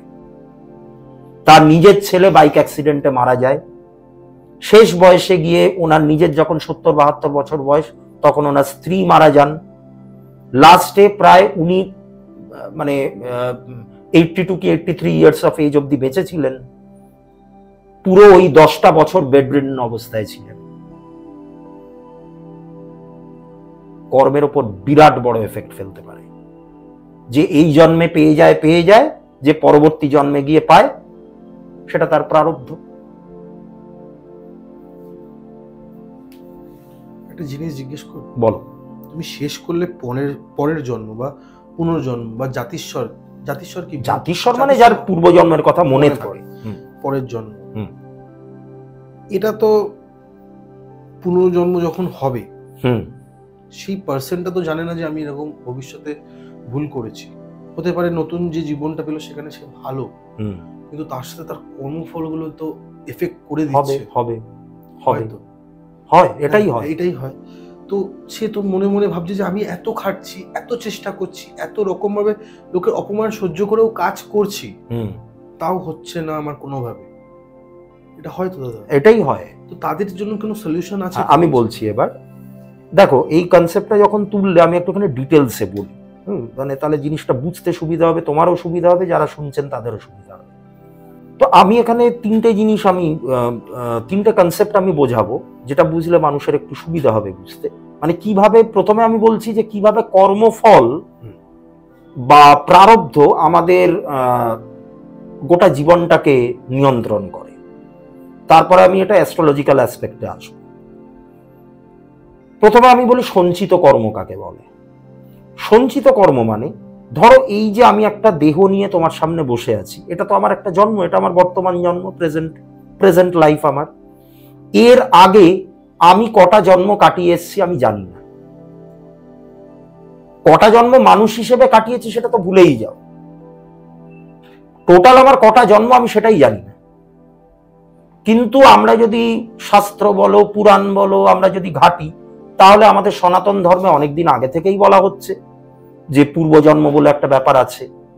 এইবার আমি পাস্ট লাইফগুলোতে যাই থাকি না কেন, আমি একটা গাছ থাকতে পারি, আমি একটা পশু হতে পারি, আমি অন্য কোনো একটা সরীসৃপ জনিত আমার জন্ম হতে পারে, বা আমার মানব জন্মও থাকতে পারে। এবার এই লাইফগুলোতে আমি যা যা কাজ করেছি, সেই কাজের যে মানে সেই যে কাজগুলো, সেই কাজ সেটা ভালো খারাপ যাই হোক না কেন, এবং অ্যাট প্রেজেন্ট আমি যেগুলো করছি, এগুলো যেগুলো জমা হচ্ছে, এই টোটাল জিনিসটাকে আমরা বলছি হচ্ছে সঞ্চিত কর্ম। হলো? এইবার যখন আমি একটা পার্টিকুলার লাইফ লিড করছি, ধরো এই যে জন্মটা, এই জন্মে ওপরওয়ালা কিন্তু ঠিক করে রেখেছেন, ব্রহ্মাণ্ড বলো বা ইউনিভার্স বলো, এ ঠিক করে রেখেছে যে এই সোকল্ড ব্যক্তি যে দেবাদীপ মিত্র হিসেবে জন্মগ্রহণ করেছেন, সে তার সঞ্চিত কর্মের কতটুকু ফল এই জন্মে পাবে। ধরো আমার সঞ্চিত কর্ম, আমি যদি একটা ইন্ডেক্স দিয়ে মাপি, সঞ্চিত কর্ম আমার হয়ে রয়েছে 100 ইউনিটস। আমি যদি ইউনিট দিয়ে মাপি, মাপা যায় না, আমি এক্সাম্পল হিসেবে বলছি, তো 100 ইউনিট আমার জমা হয়ে রয়েছে সঞ্চিত কর্ম। এই 100 ইউনিটের মধ্যে থেকে 60 ইউনিট আমি ভোগ করব এই জন্মে। এই যে 60 ইউনিট যতটুকু আমি ভোগ করছি, দিস ইজ কল্ড প্রারব্ধ। এইবার এই প্রারব্ধ আমার এই লাইফে কিরকম কি হবে না হবে সেটা আমার জন্মের আগেই ডিসাইডেড হয়ে গেছে। ডিসাইডেড হয়ে যাওয়ার পর একটা পার্টিকুলার টাইমে, একটা পার্টিকুলার হাসপাতালে, একটা পার্টিকুলার পরিবারের একজন মহিলার গর্ভে আমার আগমন ঘটলো। সেখান থেকে, সেই গর্ভ থেকে আমাকে বার করা হলো। বার করবার পর আমার নিজের ইন্ডিপেন্ডেন্টলি আমার হার্টবিট চালু হয়ে গেল, আমার জন্মছক তৈরি হলো। এইবার আমার প্রারব্ধের উপর বেস করে আমার জন্মছকটা তৈরি হচ্ছে। কিরকম, আমি একটা এক্সাম্পল বলি। ধরো আমার যে সঞ্চিত কর্ম, তার মধ্যে একটা অংশ ছিল হচ্ছে যে আমি মানুষের থেকে টাকা নিয়ে সেই টাকা তাদেরকে ফেরত দিই। অন্যায়, ঘোরতর অন্যায়, যেই টাকার উপর আমার কোনো অধিকার ছিল না, আমি সেটা মানুষকে ফেরত দিইনি। এক কথায় বলতে গেলে টাকা নিয়ে নয় ছয় করা। এবার ঈশ্বর হয়তো ডিসাইড করে রেখেছেন, বা শ্রী বিষ্ণু বলো বা ইউনিভার্স বলো, তিনি ডিসাইড করে রেখেছেন যে প্রারব্ধ হিসেবে এই জন্মে আমাকে এর ফলটা ভুগতে হবে। এবার এর ফলটা কিভাবে ভুগবো সেইটারও একটা মানে প্ল্যানিং কিন্তু আগে থেকে হয়ে যায়। যে আমি টাকার নয় ছয় করেছিলাম, মানুষের টাকা মেরে দিয়েছিলাম, যে যার উপর আমার কোনো অধিকার নেই, সেটা আমি এই জন্মে কিভাবে পাবো সেটা হয়তো ডিসাইড করা আছে। যে এমন ধার দেনার চক্করে জড়িয়ে পড়বো যে আমি আয় করলেও সেই আয়ের অর্ধেকের বেশি টাকা আমার ইএমআই এর মারফত বেরিয়ে যাবে। তার মানে আমি এমন একটা টাইমে, এমন একটা সময়ে, এমন একটা শহরের এমন একটা কোনো স্থানে জন্মালাম, যখন গ্রহ নক্ষত্রের পজিশনই এমন যেটা দেখাচ্ছে যে আমার ধার দেনা হবে বা আমার কোনো একটা রোগ হবে। তাহলে প্রারব্ধের উপর বেস করে আমার জন্ম ছকের যে প্রোগ্রামিংটা, এটা হলো নিয়তি। এইটাকে বলা হচ্ছে ডেস্টিনি। ব্যাপারটা ক্লিয়ার হলো আশা করি। তার মানে আমি আরেকবার বলে দিই, সঞ্চিত কর্ম মানে আমি যতগুলো জন্ম পার করে আসছি, যা যা কাজ করছি, যেগুলো জমা হচ্ছে, দ্যাট ইজ কল সঞ্চিত কর্ম। এবার জমা হওয়া কর্মের মধ্যে কোনটুকুর ফল আমি কোন লাইফে ভোগ করব, সেটা হচ্ছে আমার প্রারব্ধ। আর এই প্রারব্ধের উপর বেস করে আমার জন্ম সময়, জন্মস্থান, জন্ম তারিখ নির্ধারণ হচ্ছে, প্ল্যানেটারি পজিশন। ঠিক আছে, প্ল্যানেট তো ঘুরছে, তারা তো ডাইনামিক, তারা একটা জায়গায় দাঁড়িয়ে নেই, ঘুরছে ঘুরছে ঘুরছে ঘুরছে, হঠাৎ করে আমার জন্ম হয়ে গেল। এবারে যেই মোমেন্টে জন্ম হলো, সেই মোমেন্টে আমি একটা প্ল্যানেটারি মুভমেন্টের ধরো একটা স্ক্রিনশট নিলাম। ওই স্ক্রিনশটটাই হচ্ছে আমার ছক। ধরো তুমি একটা রাস্তায় দাঁড়িয়ে আছো, সেখানে হু করে গাড়ি যাচ্ছে, তুমি পুরো জিনিসটা একটা ক্যামেরায় ক্যাপচার করলে। যেই মোমেন্টে তুমি ক্লিক করলে, ওই স্ন্যাপটা নিলে, তখন যেই গাড়ি যেই পজিশনে ছিল সেটাই তোমার ছবিতে ধরা পড়বে। একদম। তা আমার জন্ম ছকটাও তাই। প্ল্যানেট গুলো যেখানে মুভ করছিল, কোন প্ল্যানেট মেষ রাশিতে আছে, কোন প্ল্যানেট আমার 5th হাউসে রয়েছে, এমন একটা প্ল্যানেট আমার 6th হাউসে ঢুকে গেল, যেই প্ল্যানেটটার কারণে হয়তো আমার ক্যান্সার হতে পারে, সেটাও প্রারব্ধ। তা আমার প্রারব্ধের ওপর বেস করে আমার এই জন্মের যে ছকটা তৈরি হচ্ছে, সেটাই হচ্ছে আমার ডেস্টিনি বা নিয়তি। এইটা আমাকে সারাটা জীবন ধরে বয়ে নিয়ে বেড়াতে হবে। একটা জিনিস জিজ্ঞেস করি, হ্যাঁ, নিজের কোনোদিন দেখেছো কি তুমি কতবার জন্মেছো? না, সেটা আমার এখনো দেখা হয়নি। এবং সব থেকে বড় কথা কি বলতো, ওই যে আমি এটা আগের দিনেও বলেছিলাম, এই সমস্ত ব্যাপারে না আমি সময় নষ্ট করতে যাই না। আমাকে পরমেশ্বর ভুলিয়ে রেখেছেন একটা পারপাসেই তো। আমার হতে পারে এর আগে আমার 100টা জন্ম হয়েছে, আমি সেখানে যাই করে থাকি না কেন, আমি সেই দিকে না তাকিয়ে আমার এই জন্মে কি সমস্যাটা হচ্ছে সেটা তো আমি জানি। হ্যাঁ, তা আমি সেই অনুযায়ী আমি আমার প্রারব্ধগুলোকে কাটাবো। প্রারব্ধ তোমাকে ভুগতেই হবে। এইবার এমন কিছু ব্যাপার আছে যেটা দিয়ে প্রারব্ধকে কিছুটা মানে কি বলবো, হালকা করা যায়। হালকা মানে তোমার হয়তো প্রারব্ধ অনুযায়ী তোমার এই জন্মের যে নিয়তি বা ডেস্টিনি, সেটাতে দেখাচ্ছে যে তোমার 40 কি 42 বছর বয়সে গিয়ে একটা অ্যাক্সিডেন্টের এমন একটা অ্যাক্সিডেন্ট হবে যেখানে তোমার একটা পা কেটে বাদ দিতে হবে। কিন্তু তুমি আগে থেকে সাবধান হয়তো হওনি, কিন্তু তুমি এই কর্মফল বলো, প্রারব্ধ বলো, এই ব্যাপারগুলোকে এতটাই গুরুত্ব দিয়েছো এবং সেই অনুযায়ী তুমি এমন কিছু করেছো, যার জন্য ওই পা কেটে বাদ যাওয়ার বদলে একটা হয়তো ছুঁচ ফুটে, পায়ের তলা একটা কাঁটা ফুটে, কি একটা নখ উপড়ে গিয়ে ওইটুকুর ওপর দিয়ে জিনিসটা গেল। এটা আমার কথা না, এটা মা শারদা অনেক আগে বলে গেছিলেন। এইবার আমি তোমার সেই প্রশ্নে আসি যে এই যে কর্মফল তো মানুষ ভোগ করছে, প্রারব্ধ, সঞ্চিত কর্ম, সবই তো আমি বোঝালাম। আশা করি এটা নিয়ে আর কারো কোনো ডাউট বা কোনো সন্দেহ থাকতে পারে বলে আমার মনে হয় না। এইবার আমার প্রশ্নটা হলো, যেটা তুমি একটু আগেই বললে, যে মানুষকে হা হুতাশ করতে আমি শুনেছি, আমিও শুনেছি। আমি একদিনও কারোর গালে একটা চর পর্যন্ত মারিনি, আমি কারোর গায়ে একটা চিমটি পর্যন্ত কাটিনি, ক্ষতি করা তো দূরের কথা। তাহলে আমি কেন ভোগ করছি? কর্মফল ভোগ করছো। As simple as that, as simple as that. এর আর অন্য কোনো দ্বিমত হতে পারে না, পারে না, পারে না। কর্মফল অত্যন্ত মারাত্মক একটা জিনিস। কিন্তু আমি এই জায়গাটা থেকে বেরোবো কি করে? আমি যদি এখন অ্যাস্ট্রোলজির অ্যাঙ্গেল দিয়ে ভাবি, আমি কিভাবে বেরোবো? পাথর পরাবো? না, পাথর পরিয়ে দিয়ে এগুলো হয় না, সেটা আমি আগেও বলেছিলাম, কারণ এটা স্পিরিচুয়াল আপলিফমেন্টের ব্যাপার। তাই পাথর নিয়ে আর আমি এই এপিসোডে আমি আর কিছু বলবো না। তুমি যা পাথর নিয়ে বলেছো না, অনেকে। যাই হোক, দেখো, প্রারব্ধ থেকে মুক্তি পাওয়ার সব থেকে বড় রেমেডি হচ্ছে দান করা। মারাত্মক লেভেলের রেমেডি। ঠিক আছে। এবার দান দুই প্রকারের হয়, একটা হচ্ছে সার্বজনীন দান।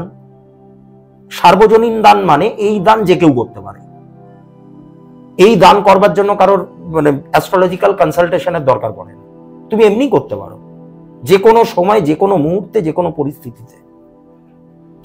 আরেকটা দান হয়, সেটা হচ্ছে গ্রহ অনুযায়ী দান। অর্থাৎ আমি একদম ডিটেলসে আমার অ্যাস্ট্রোলজিক্যাল চার্টটাকে অ্যানালাইজ করলাম, করে দেখলাম যে আমার কোন কোন গ্রহ পীড়িত, কোন গ্রহ পীড়িত হলে পরে বা খারাপ রেজাল্ট দিলে পরে আমার লাইফে কি কি ঘটতে পারে। এটা নিয়েও আমি একটা ছোট্ট আলোচনা আগের পডকাস্টে করেছিলাম যে রবি যদি খারাপ হয়ে যায় বা রবি যদি কোনোভাবে করাপ্টেড হয়ে যায়, ম্যালিফিক হয়ে যায়, তাহলে আমার মান সম্মান ধসিয়ে দিতে পারে। চন্দ্র আমাকে একজন ইমোশনাল ফুল বানিয়ে দিতে পারে, বা চন্দ্র যদি খারাপ নক্ষত্রে থাকে তাহলে আমাকে একজন কি বলবো নেশাদ্রব্যের প্রতি আসক্তি বাড়িয়ে দিতে পারে। ধরো চন্দ্র রাহু কানেকশন, তাহলে সেই লোক এমন অ্যালকোহলিক হবে যে সে আর অ্যালকোহল কনজিউম করবে না, অ্যালকোহল তাকে কনজিউম করবে, মানে ভেতর থেকে একদম ঝাঁঝরা করে দিতে পারে। তাহলে চন্দ্র পীড়িত। সেরকম মঙ্গল যদি পীড়িত হয়, বা মঙ্গল যদি কোনো তার শত্রু নক্ষত্রে থাকে, ধরো কেতুর নক্ষত্রে রয়েছে কি শনির নক্ষত্রে রয়েছে, যেখানে প্রতিবাদ করার দরকার, সাহস দেখিয়ে এগিয়ে যাওয়ার দরকার, সেটা তখন আর মঙ্গলের কারকতাটাই নষ্ট হয়ে যাবে। তো এরকম ভাবে প্রত্যেকটা প্ল্যানেট পীড়িত হতে পারে।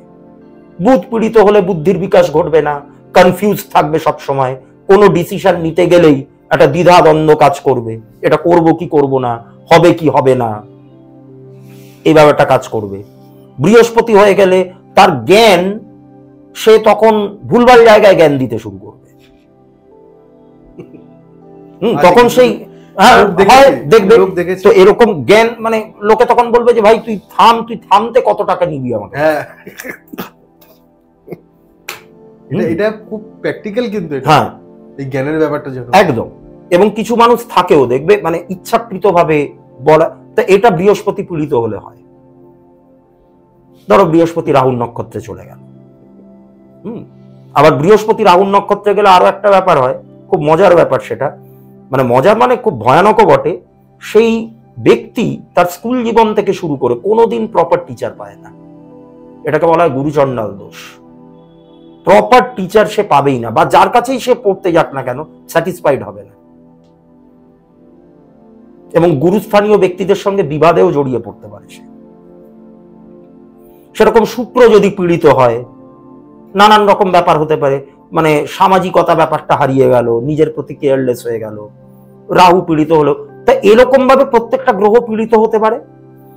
তা এবার আমি যদি আমার চার্টটা অ্যানালাইজ করি, তাহলে আমি বুঝে যাব যে কোন গ্রহ পীড়িত, সেই অনুযায়ীও দান করতে পারো। এইবারে দেখো, সার্বজনীন দান মানে সেখানে বেশ কিছু দানের কথা বলা হচ্ছে। কিরকম দান? খাদ্য দান, বস্ত্র দান, বাসস্থান দান, ঠিক আছে, শিক্ষা দান, এরকম বেশ কিছু দান রয়েছে। তা খাদ্য, তুমি কাউকে একটা খাবার দান করতে পারো, তার মানে এই নয় যে তুমি লোকজন ডেকে বিরাট একটা আয়োজন করে গরিবদেরকে খাওয়াচ্ছ, সেটাকে সোশ্যাল মিডিয়াতে পোস্ট করছো না। অ্যাস্ট্রোলজিক্যাল দানে সব থেকে বড় যে কথাটা বলা হয়, যেটা মাথায় রাখতে হবে, ঢাকঢোল পিটিয়ে দান করা যাবে না। তুমি দান করলে, নিয়ে তার 25টা ছবি তুলে ফেসবুকে আপলোড করে দিলে, নিয়ে তোমার 15টা বন্ধুকে ট্যাগ করে দিলে, নিয়ে সেটাতে কত লাইক চলে এলো, ওইটা করলে হবে না। হ্যাঁ, সংকল্প থাকতে হবে যে আমি দান করছি, আমি আমার প্রবলেমগুলো মেটানোর জন্যই দান করছি, সেই সংকল্পটা থাকুক, কিন্তু কাউকে দেখানো যাবে না, 5টা লোককে বলে বেড়ানো যাবে না যে আমি এই জিনিসগুলো দান করছি বা করেছি। আচ্ছা, তুমি ওষুধ দান করতে পারো কোনো গরিব দুঃখী। দেখো, দান সবসময় নিজের বাজেট বুঝেও করতে হয়। আমার যতটুকু ক্ষমতা, আমি যদি একজনকেও তা করতে পারি, সেটাই অনেক। শিক্ষাদান মানে সবসময় নিজেকে গিয়েই যে পড়াতে হবে তা নয়। কোনো গরিব ঘরের কোনো ছেলে বা মেয়ে যারা সরকারি স্কুলে পড়ে, সরকারি স্কুলের আর কত মাইনে, সেখানে তার মান্থলি ফিসটা বা তাকে একটুখানি বই খাতা কেনার খরচটা একটু দিয়ে দেওয়া, কোনো বৃদ্ধ মানুষ, বৃদ্ধ বা বৃদ্ধা, তাদের স্বাস্থ্যের যত্ন নেওয়া, শীতকালে তাদেরকে কম্বল দেওয়া, এগুলো দানের মধ্যে পড়ে। তো এগুলো হচ্ছে সার্বজনীন দান, এটা যে কেউ করতে পারে, এর জন্য অ্যাস্ট্রোলজিক্যাল চার্ট দেখার দরকার নেই। আর অ্যাস্ট্রোলজিক্যাল চার্ট দেখে আমি খুঁজে বার করলাম কোন গ্রহ আমার পীড়িত, কোন গ্রহ আমার অষ্টম ভাবকে অকুপাই করে আছে। অষ্টম ভাব হচ্ছে বাধা বিপত্তির ঘর, তাহলে সেই প্ল্যানেট অনুযায়ী দান, বা সেই প্ল্যানেটের দশা অন্তর্দশা চলাকালীন দান। এবারে প্রত্যেকটা প্ল্যানেটের আলাদা আলাদা দান সামগ্রী রয়েছে। যেমন রবি, রবির ক্ষেত্রে তুমি কি দান করতে পারো? লাল ফুল দান করতে পারো, কোনো লাল বস্ত্র দান করতে পারো, তামা দান করতে পারো। চন্দ্রের ক্ষেত্রে তুমি মিছরি, চাল, দুধ, সাদা বস্ত্র এগুলো দান করতে পারো। মঙ্গলের ক্ষেত্রে তুমি গুড় দান করতে পারো, আবার লাল ফুল দান করতে পারো, লাল বস্ত্র মঙ্গলের ক্ষেত্রেও তুমি দান করতে পারো। ঠিক আছে, মুসুর ডাল দান করতে পারো। মুসুর ডাল যেহেতু একটু অরেঞ্জিশ কালারের হয়, ওটা মঙ্গলের কালারের সাথে রিলেট হচ্ছে। বুধ, বুধের ক্ষেত্রে তুমি কি দান করতে পারো? তুমি মুগ ডাল দান করতে পারো, চারা গাছ দান করতে পারো, সবুজ বস্ত্র দান করতে পারো। বৃহস্পতির ক্ষেত্রে তুমি চানা, পনির, হ্যাঁ, চানা মানে ওই যে বড় বড় কাবলি ছোলা যেগুলো হয়, সেটা দান করতে পারো। শিক্ষা সামগ্রী, বই, খাতা, পত্র এগুলো দান করতে পারো। জ্ঞান দান করতে পারো, সুপরামর্শ, এটাও বৃহস্পতির আন্ডারে পড়ে। শুক্র, আতর দান করতে পারো, মিষ্টি দান করতে পারো, বস্ত্র দান করতে পারো। শনি, কম্বল দান করা যায়, লোহা, কালো তিল, সর্ষের তেল। রাহু, রাহুর ক্ষেত্রে মজার ব্যাপার হলো বৃহস্পতির যা যা দান সামগ্রী সেই একই দান সামগ্রী রাহুর, তার সাথে রাহুর আবার কিছু এক্সট্রা জিনিস আছে, কিছু মন্দিরে তুমি দান করতে পারো, বা শ্মশানে যে ডোমরা হয় সেই ডোমকে মানে কালো পাড় যুক্ত সাদা ধুতি দান করতে পারো, এবং তার পায়ে ধরে প্রণাম করতে হবে দান করার পর।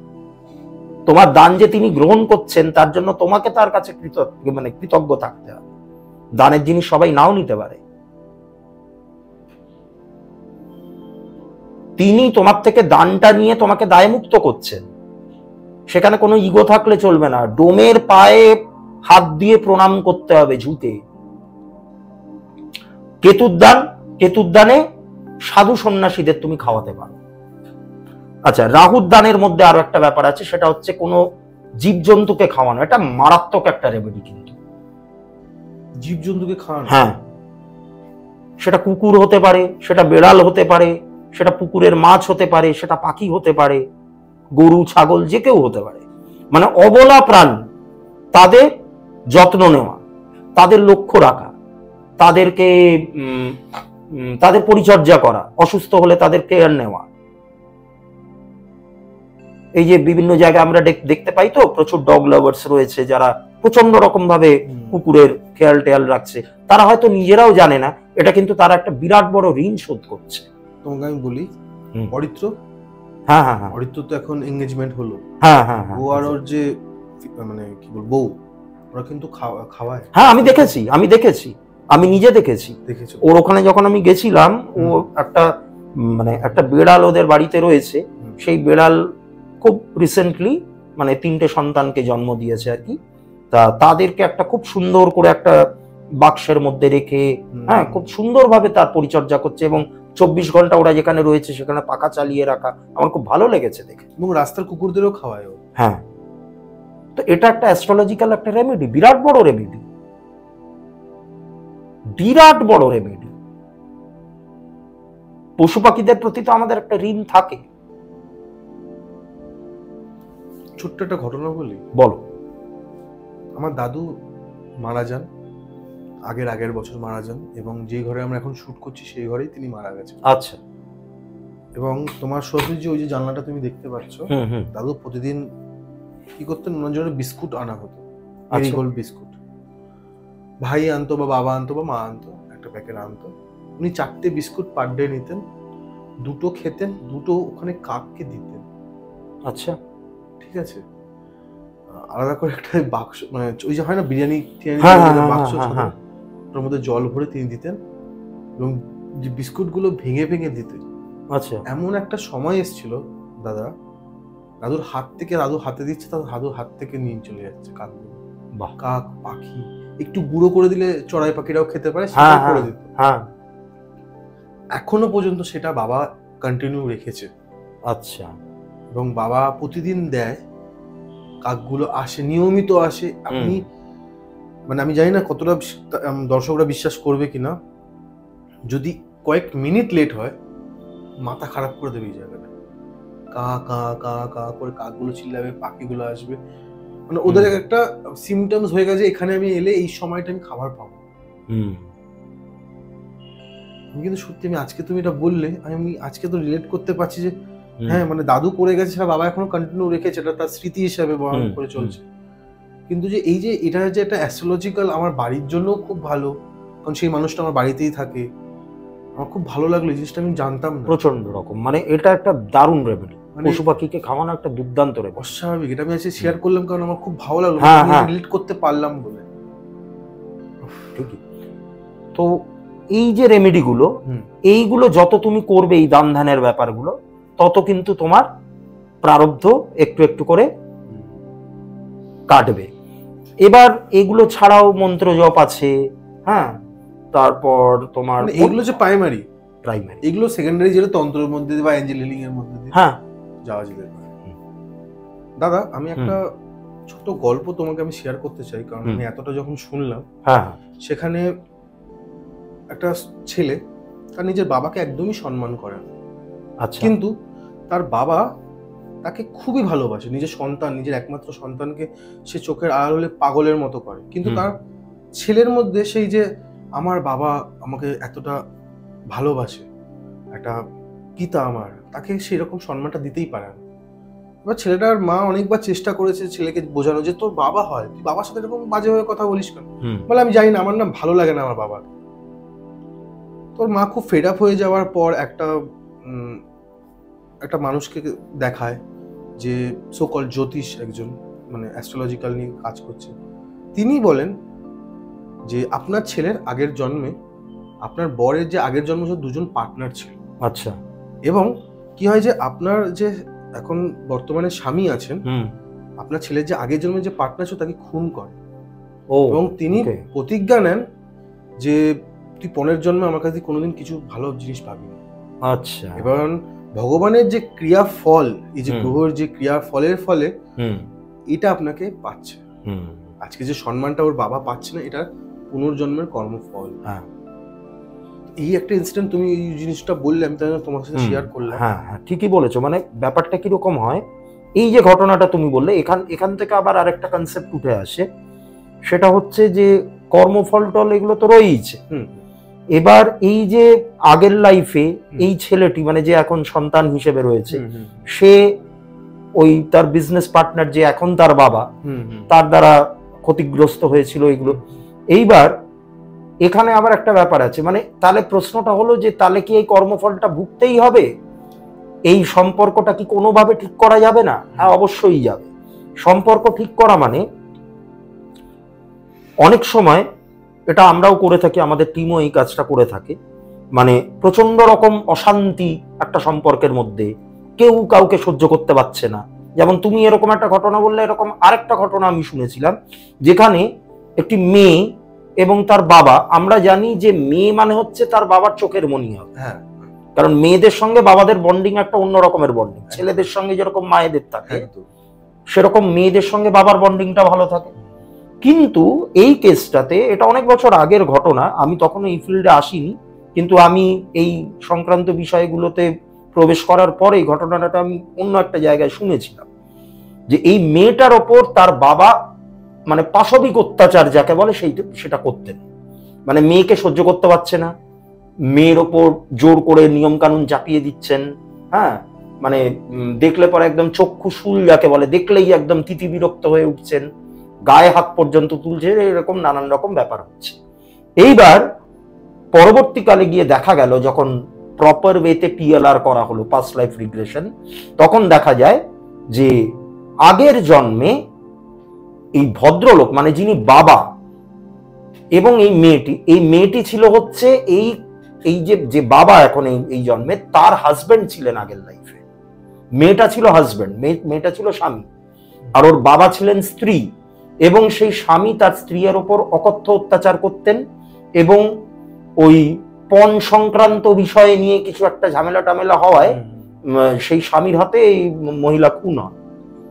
এইবার এই জন্মে সেই মহিলা হয়ে গেছেন বাবা, আর ওই স্বামী হয়ে গেছেন তার মেয়ে।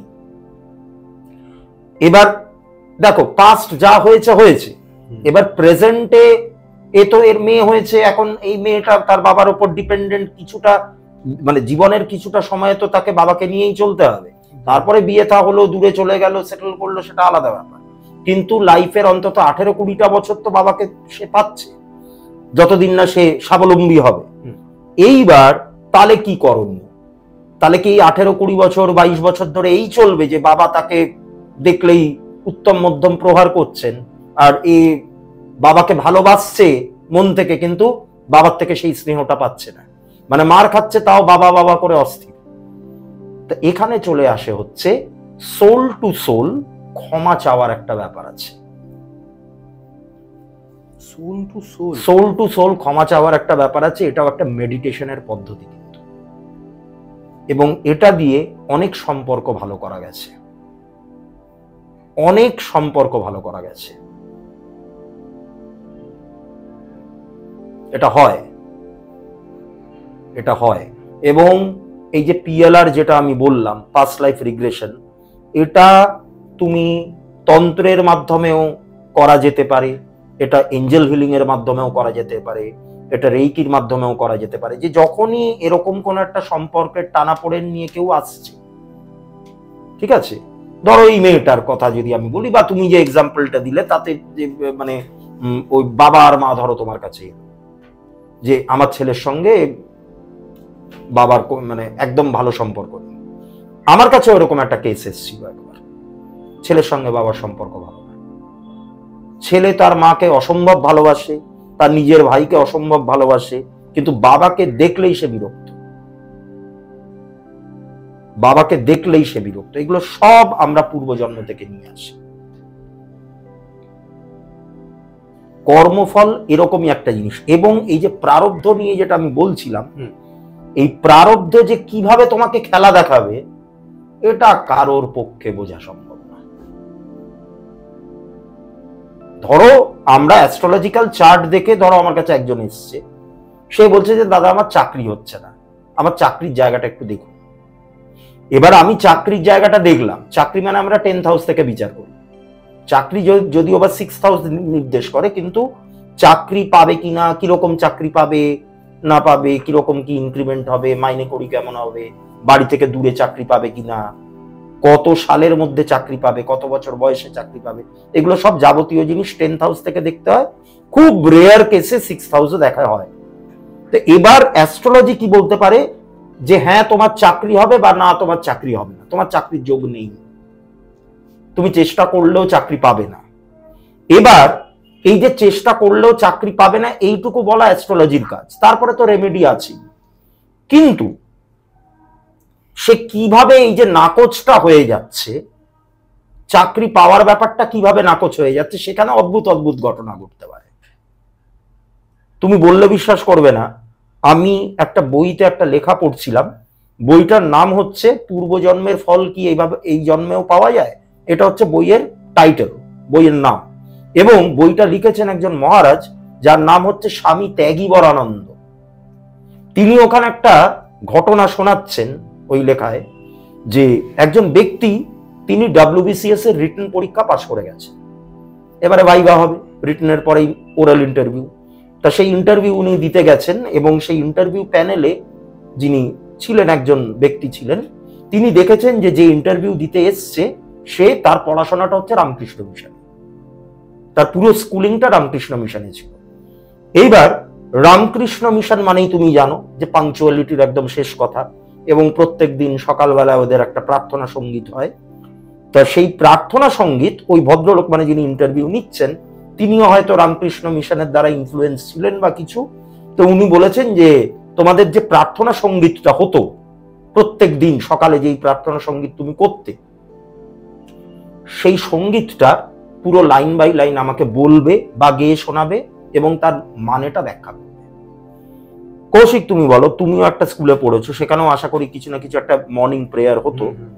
এবার আমি আজকেও যদি তোমাকে জিজ্ঞাসা করি যে কৌশিক ওই প্রেয়ারটা কি ছিল বলো তো, তুমি বলতে পারবে? আমি নিজেও একটা ব্রাহ্ম স্কুলে পড়েছি, সেখানে একটা মানে ব্রহ্ম সঙ্গীত হতো, রবীন্দ্রনাথের লেখা। সেই সঙ্গীত আমার এখনো মনে আছে, আমি লাইন বাই লাইন বলে দিতে পারবো। খুবই পপুলার একটা গান। তা ওনাকে যখন এই প্রশ্নটা করা হচ্ছে, কৌশিক, তিনি পুরো গানটা ওই মোমেন্টের জন্য ভুলে গেছেন। একটা লাইন উনি বলতে পারেন, not even a single line. যে আমরা স্কুলে কত বছর কাটাই, প্রায় 12 বছর, 12-13 বছর, 14 বছর। হ্যাঁ, তা ওই 14 বছরের অভ্যাস, প্রত্যেক দিন সকালে ওই প্রেয়ার, মানে সেটা তো তার ব্রেনের মধ্যে মানে একদম ফিক্স হয়ে থাকার কথা। একদমই। সেইটা একটা লাইনও উনি বলতে পারলেন না, পুরোটা বিস্মৃত হলেন। ওনার চাকরিটা হলো না, ইন্টারভিউতে উনি বাদ পড়ে গেলেন। যে নিজের স্কুলে 14 বছর প্র্যাকটিস করে আসা প্রার্থনা সঙ্গীত বলতে পারলো না, সে কি কাজ করবে? WBCS এর মতো কাজ। প্রারব্ধ, এটাই প্রারব্ধ। প্রারব্ধ কিভাবে খেলা দেখাবে কেউ জানে না, কেউ জানে না। Thank you. মানে কিছু তোমার বলার বাকি আছে তো একটু বলো, মানে তোমার যে টিম আছে সেই টিমের ব্যাপারে একটু যদি বলো। টিমের ব্যাপারে দেখো, আমরা সাধারণত দেখো আমাদের মূল উদ্দেশ্য কিন্তু প্যারানরমাল বিষয়ে নয়, ঠিক আছে? আমাদের মূল উদ্দেশ্য হচ্ছে স্পিরিচুয়াল আপলিফটমেন্ট। সেটা আমি এঞ্জেলের মাধ্যমে করি, আমার সাথে যেই ভদ্রলোক রয়েছেন শান্তনুবাবু, তিনি তন্ত্রের মাধ্যমে, আমরা এগুলো চেষ্টা করি। এবারে কিছু কিছু কেসেস আমাদের কাছে আসে যেগুলো মানে যেগুলোতে এরকম প্রেত চালান হয়েছে, হানা টানা, খুব কষ্ট পাচ্ছে, প্রচন্ড কষ্ট পাচ্ছে, এরকম নানান রকম কেস তো আমরা দেখছি। এবং কৌশিক, সেগুলো চোখে দেখা যায় না, চোখে দেখতে পারবে না তুমি। এক এক জায়গায় এমন হয়, মানে কি লেভেলে শত্রুতা চলে গেছে তোমার কোনো ধারণারও বাইরে। এবং এই শত্রুতাগুলো কি, তুমি আজকে তোমার পাশের বাড়ির লোকটার সঙ্গে অশান্তি, তুমি তাকে গিয়ে মারধর করলে, তোমার নামে পুলিশ কেস হলো, হ্যাঁ, তোমার একটা ক্রিমিনাল রেকর্ড হয়তো তৈরি হয়ে গেল, এগুলোতে তো তুমি সেটাও করতে পারবে না। তুমি থানায় গিয়ে প্রমাণ করতে পারবে বা কোর্টে গিয়ে প্রমাণ করবে যে ব্ল্যাক ম্যাজিক হয়েছে, এটা কেউ কানেও শুনবে না। তো মানে এটা হয়ে গেছে কিরকম, ওই সাপও মরবে লাঠিও ভাঙবে না, এরকম টাইপের একটা ব্যাপার। তো যাই হোক, তা আমরা এই বিষয়গুলো নিয়ে কাজ করি। এবার আমাদের সঙ্গে যদি যোগাযোগ করতে হয় তাহলে আমার ইউটিউব চ্যানেলের মারফত সবকিছু দেওয়া আছে ডেসক্রিপশনে, হ্যাঁ কিছু আছে, এবং তো ওইখানেই নাম্বারটা পাওয়া যাবে, আমার কন্ট্যাক্ট নাম্বার, আমার থ্রু দিয়ে। তারপর এবং তুমি অনেক রকম অ্যাঞ্জেল হিলিংও অনেক করো তুমি। হ্যাঁ, একদম সবকিছু আমি ডেসক্রিপশনে দিয়ে রেখেছি, তোমার চ্যানেলের লিংক তো দেয়াই আছে, আপনারা গিয়ে চেক আউট করতে পারেন। আর তাহলে কেকে পডকাস্ট কেমন লাগলো? তুমি তো কেমন লাগলো তোমার? আবার ভালো লেগেছে না খারাপ? আমার তো খুবই ভালো লেগেছে। ভালো লেগেছে? আমার তো খুবই ভালো লেগেছে। আমার এখানে আমার বরাবরই, আমি যে কবার এলাম এই নিয়ে তো দুবার এলাম।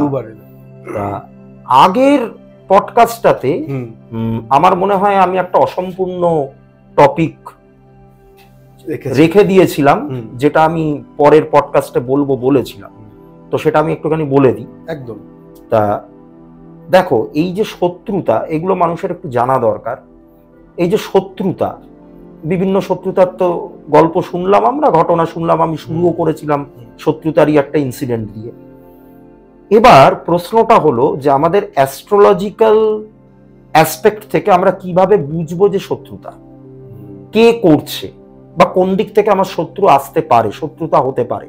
মানে তারা যে শত্রুতা করবেই তার কোনো গ্যারান্টি নেই, কিন্তু একটু সাবধান হয়ে যাওয়া যে এই দিক থেকে আসতে পারে। দেখো, শত্রুতাকে আমরা মূলত বিচার করি হচ্ছে 6th হাউস থেকে, ষষ্ঠ ভাব। ষষ্ঠ ভাব, এখানে শত্রুতা তো আছে, কিন্তু এখানে শত্রুতাটাকে একটুখানি অন্যরকম টার্মে ইউজ করা হচ্ছে। রোগ ঋণ এবং রিপু, এই তিনটে জিনিস কিন্তু ষষ্ঠ ভাব থেকে বিচার করা হয়।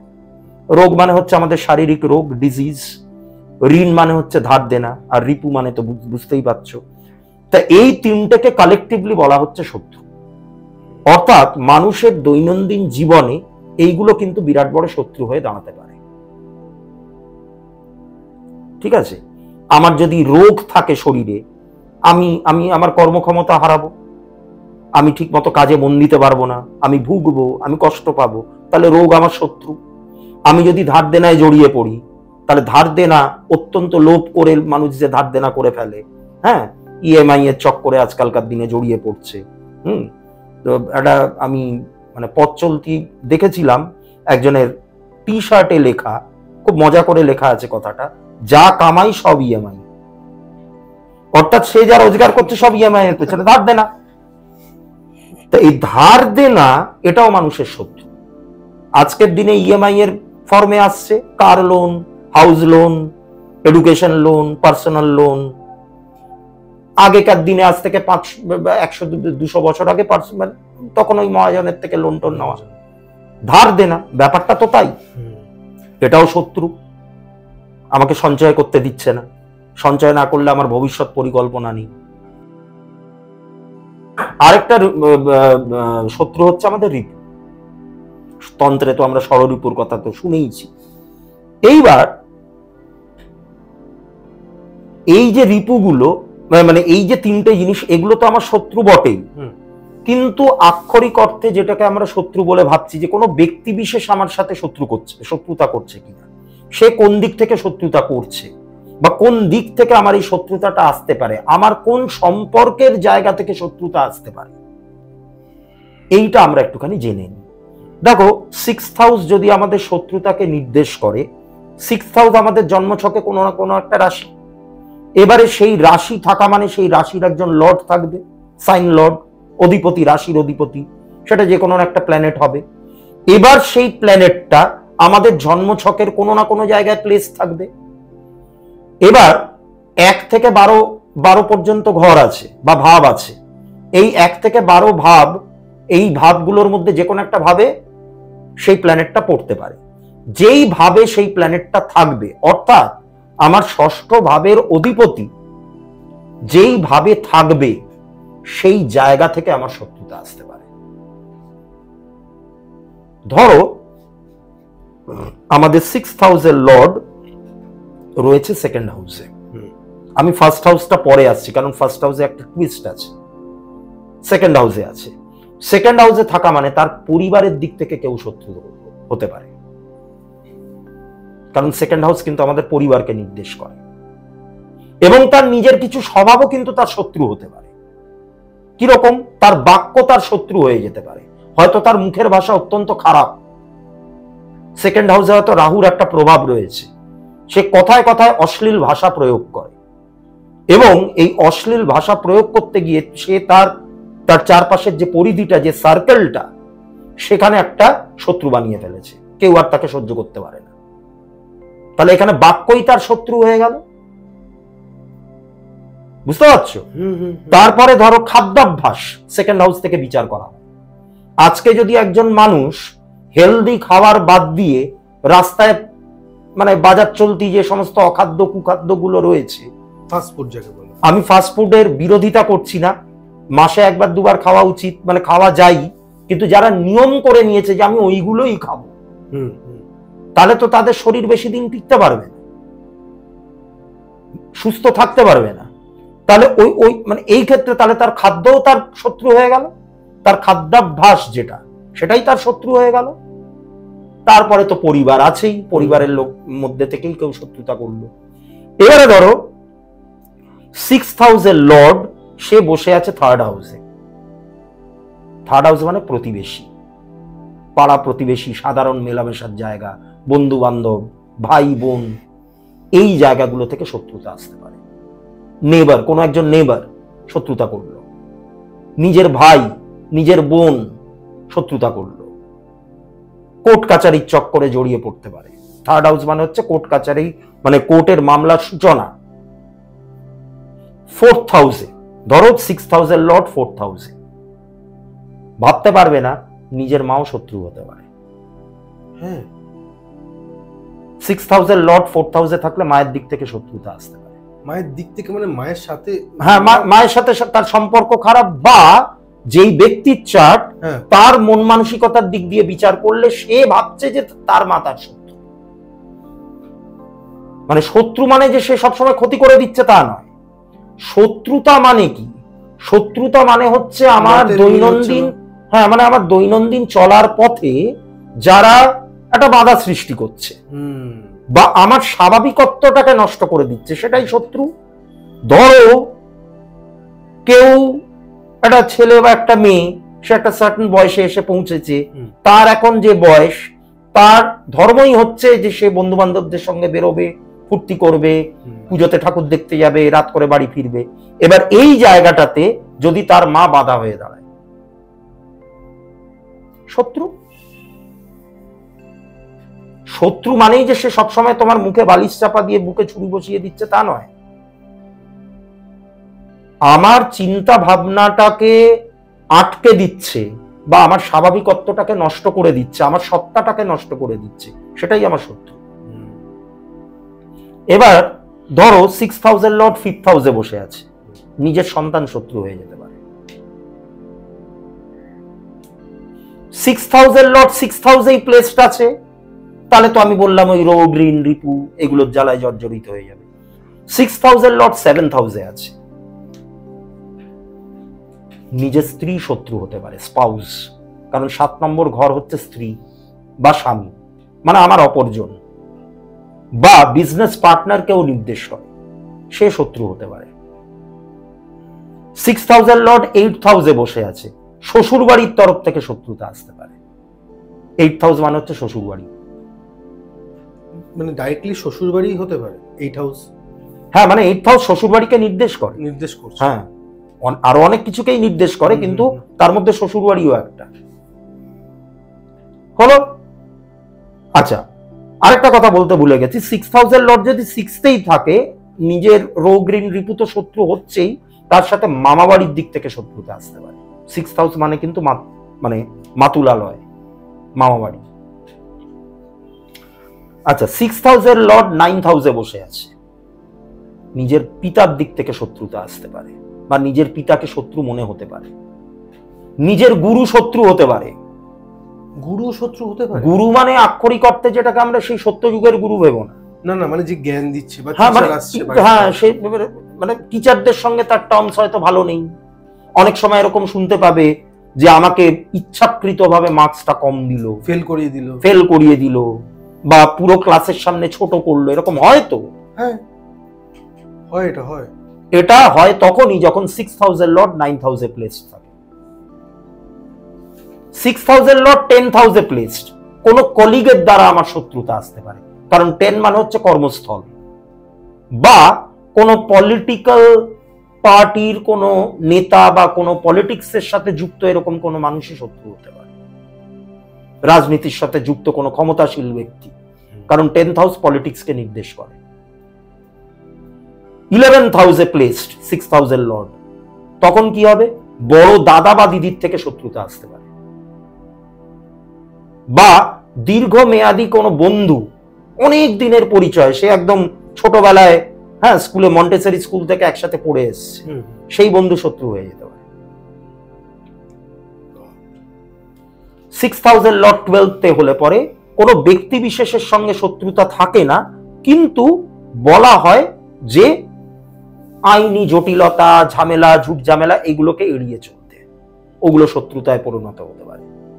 এইবার যেটাতে আমি টুইস্ট বলছিলাম, যে 6000 লর্ড ধরো 1st হাউসেই প্লেসড এবং পীড়িত, এই যে এই এতগুলো ঘরের কথা বললাম, এইগুলোতে শত্রুতা তখনই আসবে যখন এই প্ল্যানেটটা কোনো খারাপ নক্ষত্রে থাকবে, তখনই হবে, আদারওয়াইজ নট।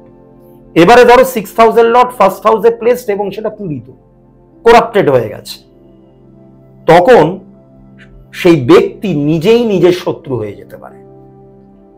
নিজেই নিজের শত্রু মানে তার মন মানসিকতা, তার চারিত্রিক বৈশিষ্ট্য তার শত্রু হয়ে দাঁড়াতে পারে। বা বাজে পদক্ষেপ নেওয়াটাও কি শত্রুতার মধ্যে? অবশ্যই, অবশ্যই। ধরো আমি একটা সামান্য এক্সাম্পল দিচ্ছি, ধরো মঙ্গল, কারোর ফার্স্ট হাউসের সাবলর্ড হচ্ছে মঙ্গল। সাবলর্ডের কনসেপ্ট অনেক ভাস্ট কনসেপ্ট, এটা কেপিরই ব্যাপার, আমি অত ডিটেলসে যাচ্ছি না, তাহলে লোকে মানে মোবাইল বন্ধ করে উঠে পালাবে, দরকার নেই। তার থেকে এইটুকু মানে বুঝে রাখা দরকার, মানে খুব সিম্পল টার্মসে, যে আমার লগ্ন ভাবে মঙ্গলের প্রভাব আছে, মানে আমি মঙ্গল দিয়ে বোঝাচ্ছি ব্যাপারটা। কি হতে পারে যদি পীড়িত হয় মঙ্গল, তাহলে সেই মানুষটার মধ্যে হঠকারিতা চলে আসবে, যেখানে সেখানে সে তর্ক, ঝামেলা, বিবাদ এগুলোতে জড়িয়ে পড়ে নিজের ক্ষতি নিজে ডেকে আনবে। তার মানে কি তার নিজের স্বভাবটাই তার শত্রু হয়ে দাঁড়ালো। ধরো রাহুর প্রভাব, রাহু পীড়িত, রাহু যেমন ভালো করে রাহু খারাপও করে। রাহুর ওপর একটা তকমা পড়ে গেছে যে একটা পাপ গ্রহ বা একটা ক্রূর গ্রহ, কিন্তু রাহুর মধ্যে ভালো জিনিসও আছে। শনিও তো এমনি করে রেখেছে। শনি তো অবশ্যই, শনি তো সব থেকে বেশি যদি মিসআন্ডারস্টুড কোনো গ্রহ হয় তাহলে সেটা একমাত্র স্যাটার্ন। মানে মানুষ যে ওনাকে নিয়ে কত রকমের ভয় মানুষের মধ্যে, মানুষের দোষ নয় তো এটা, ভয়টা তো দেখানো হয়। শনির 7.5, শনির ঢাইয়া, শনির মহাদশা, শনির দৃষ্টি। শনির 7.5 মানে কি বলবো, শনির 7.5 চলছে, এটা মানুষ ব্লেসড আমি বলবো যাদের চলছে। অনেক ট্রান্সফরমেশন আসে শনির 7.5-তে, এবং আমার যে এই আধ্যাত্মিক জগতে প্রবেশ, এটা শনির 7.5-তেই হয়েছে। মানুষ চিনিয়েছে আমাকে, অত ডিটেলসে আমার যাওয়ার দরকার নেই, একান্ত ব্যক্তিগত আমার অভিজ্ঞতা। যারা বোঝার তারা ঠিক বুঝে গেছে, কিন্তু তারাও হয়তো শুনছে পডকাস্টটা, কিন্তু যাদের সঙ্গে ঘটেছিল তারা খুব ভালো করেই জানে, আমিও খুব ভালো করে জানি। শনি মহারাজ আমাকে কি বলবো, জীবন বোধ শেখানো যাকে বলে, এটা শনির কাজ। হয়তো সেই কাজটা তোমাকে বেত মেরে করবে। অন্যান্য প্ল্যানেটের সঙ্গে স্যাটার্নের তফাৎটা কোথায়? ধরো গুরু, বৃহস্পতি হচ্ছে গুরু, বৃহস্পতি কি করবে? মাথায় হাত বুলিয়ে বোঝাবে, বাবা বাচ্চা করে। শুক্রের প্রভাব যেই জাতক জাতিকার উপর, মানে শুক্রের জাতক জাতিকা যারা, শুক্র মানে হচ্ছে নেপোটিজমের মাস্টার, শুক্র হচ্ছে নেপোটিজম। আমার জাতক জাতিকা, আমি একে একদম আতুপুতু মানে আলু হাতে করে রেখে দেবো, নানান রকমের প্লেজার, লাক্সারি সবকিছু আমি দেব। স্যাটার্ন কিন্তু তা নয়। তুমি আমার স্কুলে ভর্তি হয়েছো, তোমাকে বেত মেরে আমি শেখাবো, কিন্তু যেটা শেখাবো খাঁটি জিনিস শেখাবো, যেটা নিয়ে তুমি সারা জীবন চলতে পারবে। এটাই হচ্ছে Shani, the best planet among all the Navagrahas, best, সব থেকে ভালো যদি কেউ থেকে থাকে। এবং আমরা ভাবি যে শনি খরচ করায়, শনি ধন দৌলতের প্রতি তার টান থাকে না, একদম বাজে কথা। শনি তোমাকে যে মানে যে ফ্লারিশমেন্টটা দেবে না, লং লাস্টিং, তোমার লাস্ট নিঃশ্বাস পর্যন্ত সেটা তোমার সাথে থাকবে। কিন্তু শনি পীড়িত হয়ে গেলে আবার মুশকিল আছে। ওই জন্য আমাদের কেপি অ্যাস্ট্রোলজিতে না, কোনো গ্রহকে তুমি পুরোপুরি ভালো আবার পুরোপুরি খারাপ বলে দিতে পারবে না। যাই হোক, তা আমি যেই পয়েন্টে ছিলাম, তা আমার 6th হাউসের লর্ড যদি ফার্স্ট হাউসে প্লেস থাকে এবং করাপ্টেড থাকে, তাহলে সে তার খারাপ দিকগুলো দিয়ে আমার সাথে, মানে আমার নিজেকে, লগ্ন তো, লগ্ন মানে কি? লগ্ন মানে আমি নিজে, লগ্ন মানে আমার শারীরিক গঠন, আমার মন মানসিকতা, আমার চারিত্রিক বৈশিষ্ট্য, আমার ইচ্ছা শক্তি, আমার জীবনী শক্তি, এটাই তো আমি, এটাই তো আমার লগ্ন। তাহলে এইগুলো কখন আমার শত্রু হয়ে যেতে পারে? এইগুলো যখন করাপ্টেড হয়ে যায়। আমার স্বভাব হচ্ছে রাহু পীড়িত, রাহু পীড়িত হলে সেই ব্যক্তি অনেক বেলা অবধি ঘুমাবে, তা আমার এই স্বভাবটাই আমার শত্রু হয়ে যেতে পারে। আমার হয়তো একটা পরীক্ষা দেওয়ার ব্যাপার আছে, কি একটা চাকরির ইন্টারভিউ আছে, 11:30টায় রিপোর্টিং টাইম, আমার ঘুম ভাঙলো 11:15টার সময়, আমি সেখানে পৌঁছাতেই পারলাম না, মিস হয়ে গেল। তাহলে আমার স্বভাব আমার শত্রু হয়ে গেল। আমি কথা বললে মানুষের সাথে এমন একটা, মানে একটা বাক্য যদি আমি বলি, তাতে যদি 10টা শব্দ থাকে, তার মধ্যে 3টে শব্দ কি 4টে শব্দ 4 অক্ষরের শব্দ, শত্রুতা হয়ে যাবে। যে এই লোকটার মুখের ভাষা খারাপ, এর সঙ্গে মিশবো না।